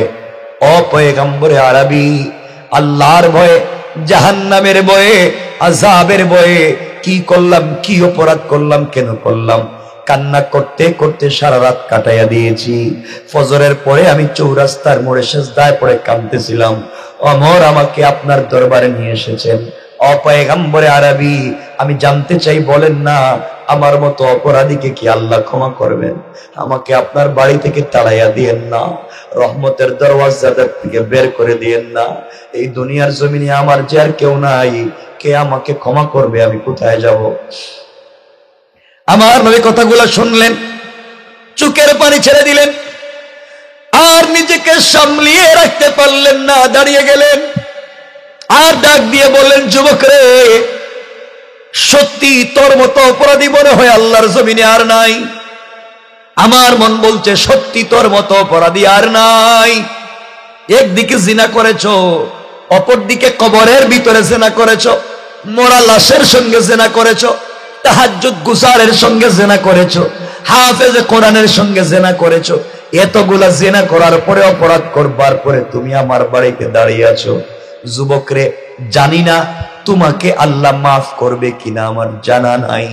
ওয়াহি না আসলে আমি তোমার ব্যাপারে কোনো কথা বলতে পারবো না, তোমার ব্যাপারে কোনো ফয়সালা দিতে পারবো না। যতক্ষণ পর্যন্ত আল্লাহ আমাকে কোনো ফয়সালা না জানাবেন, এতক্ষণ পর্যন্ত তুমি আমার বাড়িতে থাকতে পারবে না। যুবক, তুমি আমার বাড়ি থেকে বের হয়ে যাও। না জানি তুমি আমার বাড়িতে যদি থাকো আল্লাহ কোন আযাব দিয়ে দে। আমার মন বলছে, যুবক রে, বনি ইসরাইলের পয়গম্বর মুসা ৭২,০০০ বনি ইসরাইল নিয়ে আল্লাহর কাছে খোলা মাঠে গিয়া দোয়া করলেন বৃষ্টির জন্য, আল্লাহর কাছে কাঁদলেন। আল্লাহ তাআলা মুসাকে জানাইয়া দিলেন যে মুসা আল্লাহর সঙ্গে কথা বলতে পারে। এই মুসাকে আল্লাহ জানাইয়া দিলেন, মুসা, তোমার ৭২,০০০ বনি ইসরাইলের ৭১,৯৯৯ জন লোক ভালো, একটা লোক জিনাকার। একজন জিনাকারের কারণে আমি আল্লাহ ৭২,০০০-এর দোয়াকে কবুল করব না। আমি আল্লাহ তুমি মুসার দোয়াকেও কবুল করব না। অযুবক, একজন জিনাকারের কারণে আল্লাহ মুসা কালিমুল্লাহর দোয়া পর্যন্ত আটকায় দিয়েছে, ৭২,০০০ মানুষের দোয়া পর্যন্ত বন্ধ করে দিয়েছে। আর তুমি এত বড় গুনাহ করে আমার দরবারে এসেছো। আমার মন বলছে, না জানি আল্লাহ কোন আযাব দিয়ে দেয়। যুবকরা চলে যাও, ও যুবক চলে যাও, ওহী না আসা পর্যন্ত তোমার ব্যাপারে কোনো ফয়সালা দিতে পারবো না। যুবক আমার নবীর বাড়ি থেকে বের হয়ে যায়, চোখের পানি ছেড়ে ছেড়ে কান্না করে আর আল্লাহর কাছে ডাক দিয়ে বলেছে, আল্লাহ, আমি তো গুনাহগার, তুমি আজিজুল গফফার। আয় আল্লাহ, গুনাহ করেছি, অপরাধ করেছি, গুনাহ করবার পরে গুনাহ বুঝতে পেরেছি, গুনাহ থেকে নিজেকে বাঁচাবার জন্য তওবা শুরু করেছি। আয় আল্লাহ, আমি গুনাহ নিয়ে কবরে যেতে চাই না, অপরাধ করেছি, অপরাধের শাস্তি দুনিয়ায় দিয়ে দাও, যা করেছি শাস্তি দুনিয়ায় দিয়ে দাও, এরপরে অপরাধ নিয়ে কবরে যেতে চাই না। এভাবে যুবক যখন কান্না করতেছে, আল্লাহর কদমে সিজদায় পড়ে জঙ্গলের ভিতরে পৌঁছে গিয়েছে। জঙ্গলের ভিতরে কান্না করে বলতেছে, আল্লাহ তাআলা, আমি সিজদায় পড়ে গেলাম, মাথা উঠাবো না। এভাবে যদি বছর চলে যায়, আমি মরে যেতে পারি, পৃথিবীর কোনো খাবার মুখে দিব না। আমি যদি মরে যাই, সিজদার থেকে মাথা উঠাবো না যতক্ষণ পর্যন্ত তুমি আমাকে ক্ষমা করবে না। আয় আল্লাহ, কলিমার সঙ্গে আমার মতটা দিয়ে দিও, আমি জাহান্নাম থেকে বাঁচতে চাই। এইভাবেই যুবক যখন চোখের পানি ছেড়ে ছেড়ে কান্না করে, বন্ধুগণ লম্বা কথা, এক পর্যায়ে 40টা দিন পর্যন্ত যুবক কান্না করেছে। 40তম দিনে ফজরের সালাতের পরে রাসূল পাক সাল্লাল্লাহু আলাইহি ওয়াসাল্লাম ফজরের ইমামতি করলেন, মদিনার মসজিদে বসে আছেন। এমন সময় জিবরিল আমিন হাজির হয়ে গেলেন। জিবরাইল আমার নবীকে ডাক দিয়ে বলছেন, ইয়া রাসূলুল্লাহি, ইয়া হাবিবাল্লাহ, পয়গম্বরে আরবি, আপনাকে কয়েকটা প্রশ্ন করতে আল্লাহ বলেছেন। নবীজি ডাক দিয়ে বললেন, জিবরাইল, কি প্রশ্ন করতে চাও, আমাকে একটু বলো। জিবরাইল বলছেন, ইয়া রাসূলুল্লাহ, 1 নাম্বার প্রশ্ন, এই পৃথিবী আপনি সৃষ্টি করেছেন না আল্লাহ? নবীজি চিৎকার করে বললেন, জিবরাইল, এটা কোনো প্রশ্ন হলো নাকি? পৃথিবী তো সৃষ্টি করেছেন আমার আল্লাহ, আমাকেও সৃষ্টি করেছেন আমার আল্লাহ। পয়গম্বরে আরবি, আমার 2 নাম্বার প্রশ্ন, এই পৃথিবীর মানুষের হায়াত মউতের মালিক আপনি না আল্লাহ? নবীজি বললেন, জিবরাইল রে, এগুলা কোনো প্রশ্ন হলো নাকি? পৃথিবীতে তো এমন প্রশ্ন আর করলা না। মানুষের হায়াত মউতের মালিক তো একমাত্র আল্লাহ, আমার হায়াত মউতের মালিক তো আল্লাহ। পয়গম্বরে আরবি, 3 নাম্বার প্রশ্ন, মানুষের রিজিকের ব্যবস্থা আপনি করেন না আল্লাহ? পয়গম্বরে আরবি বলছেন, জিবরাইল, এমন প্রশ্ন কোনোদিন করলা না, মানুষের রিজিকের ফয়সালা তো আল্লাহ করে দেয়। পয়গম্বরে আরবি, আমার 4 নাম্বার প্রশ্ন, কোন মানুষ যদি গুনাহ করে, কোন মানুষ যদি অপরাধ করে তাকে ক্ষমা করার দায়িত্ব আপনার নাকি আল্লাহর? আমার নবীজি বললেন, জিবরাইল রে, মানুষ অপরাধ করবে, মানুষ তো বান্দা, মাফ তো করবেন তারা আল্লাহ মুনিব, আমি তো কিছুই জানি না। এবার জিবরাইল বলছেন, ইয়া রাসূলুল্লাহ, আপনার কাছে আমি জানতে চাই, আজ থেকে 40 দিন আগে একটা লোক জিনা করে, গুনাহ করে, অপরাধ করে কাঁদতে কাঁদতে আপনার দরবারে এসেছিল, আপনি ওহী আসে নাই এই কথা বলে তাকে বের করে দিয়েছেন, কারণ ওহী ছাড়া তো সত্যি আপনি কথা বলতে পারবেন না। লোকটা এত বড় অপরাধ করেছে, আপনি তাকে বের করে দিয়েছেন, ওহী ছাড়া আপনি কথা বলবেন না, ওহী না আসলে তো আসলেই ফয়সালা দিতে পারবেন না। পয়গম্বর আরবি, আল্লাহ তাআলা আমাকে জানিয়ে দিয়েছে, ও জিবরাইল, আমার বন্ধুরে জানাইয়া দে, কেউ যদি অপরাধ করে ফেলে, অপরাধীকে তার মা বাবা ঘর থেকে ত্যায্য পুত্র করে বের করে দিতে পারে, পীর তার মুরিদকে খানকা থেকে বের করে দিতে পারে, টিচার তার ছাত্রকে বের করে দিতে পারে, এমনকি রাষ্ট্র তার নাগরিককে বের করে দিতে পারে, কোন পয়গম্বর তার উম্মতকে গুনার কারণে বের করে দিতে পারে। কিন্তু আমি আল্লাহ আমার কুদরতের হাত দিয়া বান্দাকে বড় আশা করে বানাইছি, আমি আমার বান্দাকে বড় ভালোবেসে বানাইছি। বান্দা যত অপরাধ করে না কেন, অপরাধের পরে যখন আমার কাছে ক্ষমা চায়, আমি আল্লাহ আমার বান্দার গুনাহ আসমান জমিনে যদি ভরে যায়, পুরো আসমান জমিন যদি গুনাহে ভরে যায়, এমন কোন বান্দা আমি আল্লাহর দরবারে হাত উঠাইয়া একবার যদি বলে সুবহানা রাব্বিয়াল আলা, আমি আল্লাহ কথা দিলাম, বান্দার মুখের জবানের কথা শেষ হওয়ার আগে আগে আমি আল্লাহ আমার বান্দার পুরা জিন্দেগির গুনাহকে মাফ করে দে। আগা পয়গম্বর আরবি, আল্লাহ তাআলা বলছেন শুধু গুনাহ মাফ করে দেন তা না, এই পরিমাণ সওয়াব আমলনামায় লিখে দিয়া কিয়ামতের দিনে বিনা হিসাবে জান্নাতি বলে ফয়সালা করে দে। বলেন আল্লাহু আকবার। পয়গম্বর আরবি 40 দিন আগে যেই লোকটা কান্না করে এসেছিল, সে এত এত এত বেশি তওবা করেছে, আল্লাহ তাআলা তার তওবাকে কবুল করে তার গুনাহকে মাফ করে দিয়েছে। আগে পয়গম্বর আরবি শুধু তা না, এই লোকটা এত বড় তওবা করেছে, আল্লাহ জানিয়ে দিয়েছেন তার তওবা মদিনার লিস্টেড রেজিস্টারকৃত 70 জন জাহান্নামীর মধ্যেও যদি বন্টন করে দেওয়া হয়, আল্লাহ তাআলা তার ওসিলায় আরো 70 জনকে মাফ করে দিবেন। পড়েন সুবহানাল্লাহ। আমার বন্ধুগণ, এই কথাটাই আমার আল্লাহ আমার তেলাওয়াতকৃত আলোচ্য আয়াতে বললেন। আমার আল্লাহ বললেন, ওয়াল্লাযীনা ইয়াকুলুনা রাব্বানা সরিফ আন্না আযাবা জাহান্নাম ইন্না আযাবাহা কানা গরামা। আল্লাহ জানাইয়া দিলেন, বান্দারে, সাকারাত শুরু হয়ে যাওয়ার আগে, গারগারা শুরু হয়ে যাওয়ার আগে, কবরে চলে যাওয়ার আগে, মালাকুল মউত আজরাইল পৌঁছে যাওয়ার আগে, আমার কোন বান্দা পুরা জিন্দেগির অপরাধের জন্য যদি ক্ষমা চায়, আমি আল্লাহ আমার বান্দাকে ক্ষমা করে দিতে 1 মিনিটও দেরি করি না। পড়েন সুবহানাল্লাহ। রাত্র 12:15, আর কথা লম্বা করতে চাই না। সুতরাং এতক্ষণে যা বুঝালাম, প্রথমে বলছি সামাজিক অবক্ষয়, 2 নম্বরে বলছি বাঁচার পথ এবং পদ্ধতি, 3 নম্বরে বলছি এর পরেও যদি গুনাহ হয়ে যায়, গুনাহ থেকে বাঁচার উপায়, আল্লাহর কাছে তওবা করা। পারবো তো ইনশাআল্লাহ? আল্লাহ আমাদের সবাইকে কবুল করুক। সকলে বলেন আমিন। সবার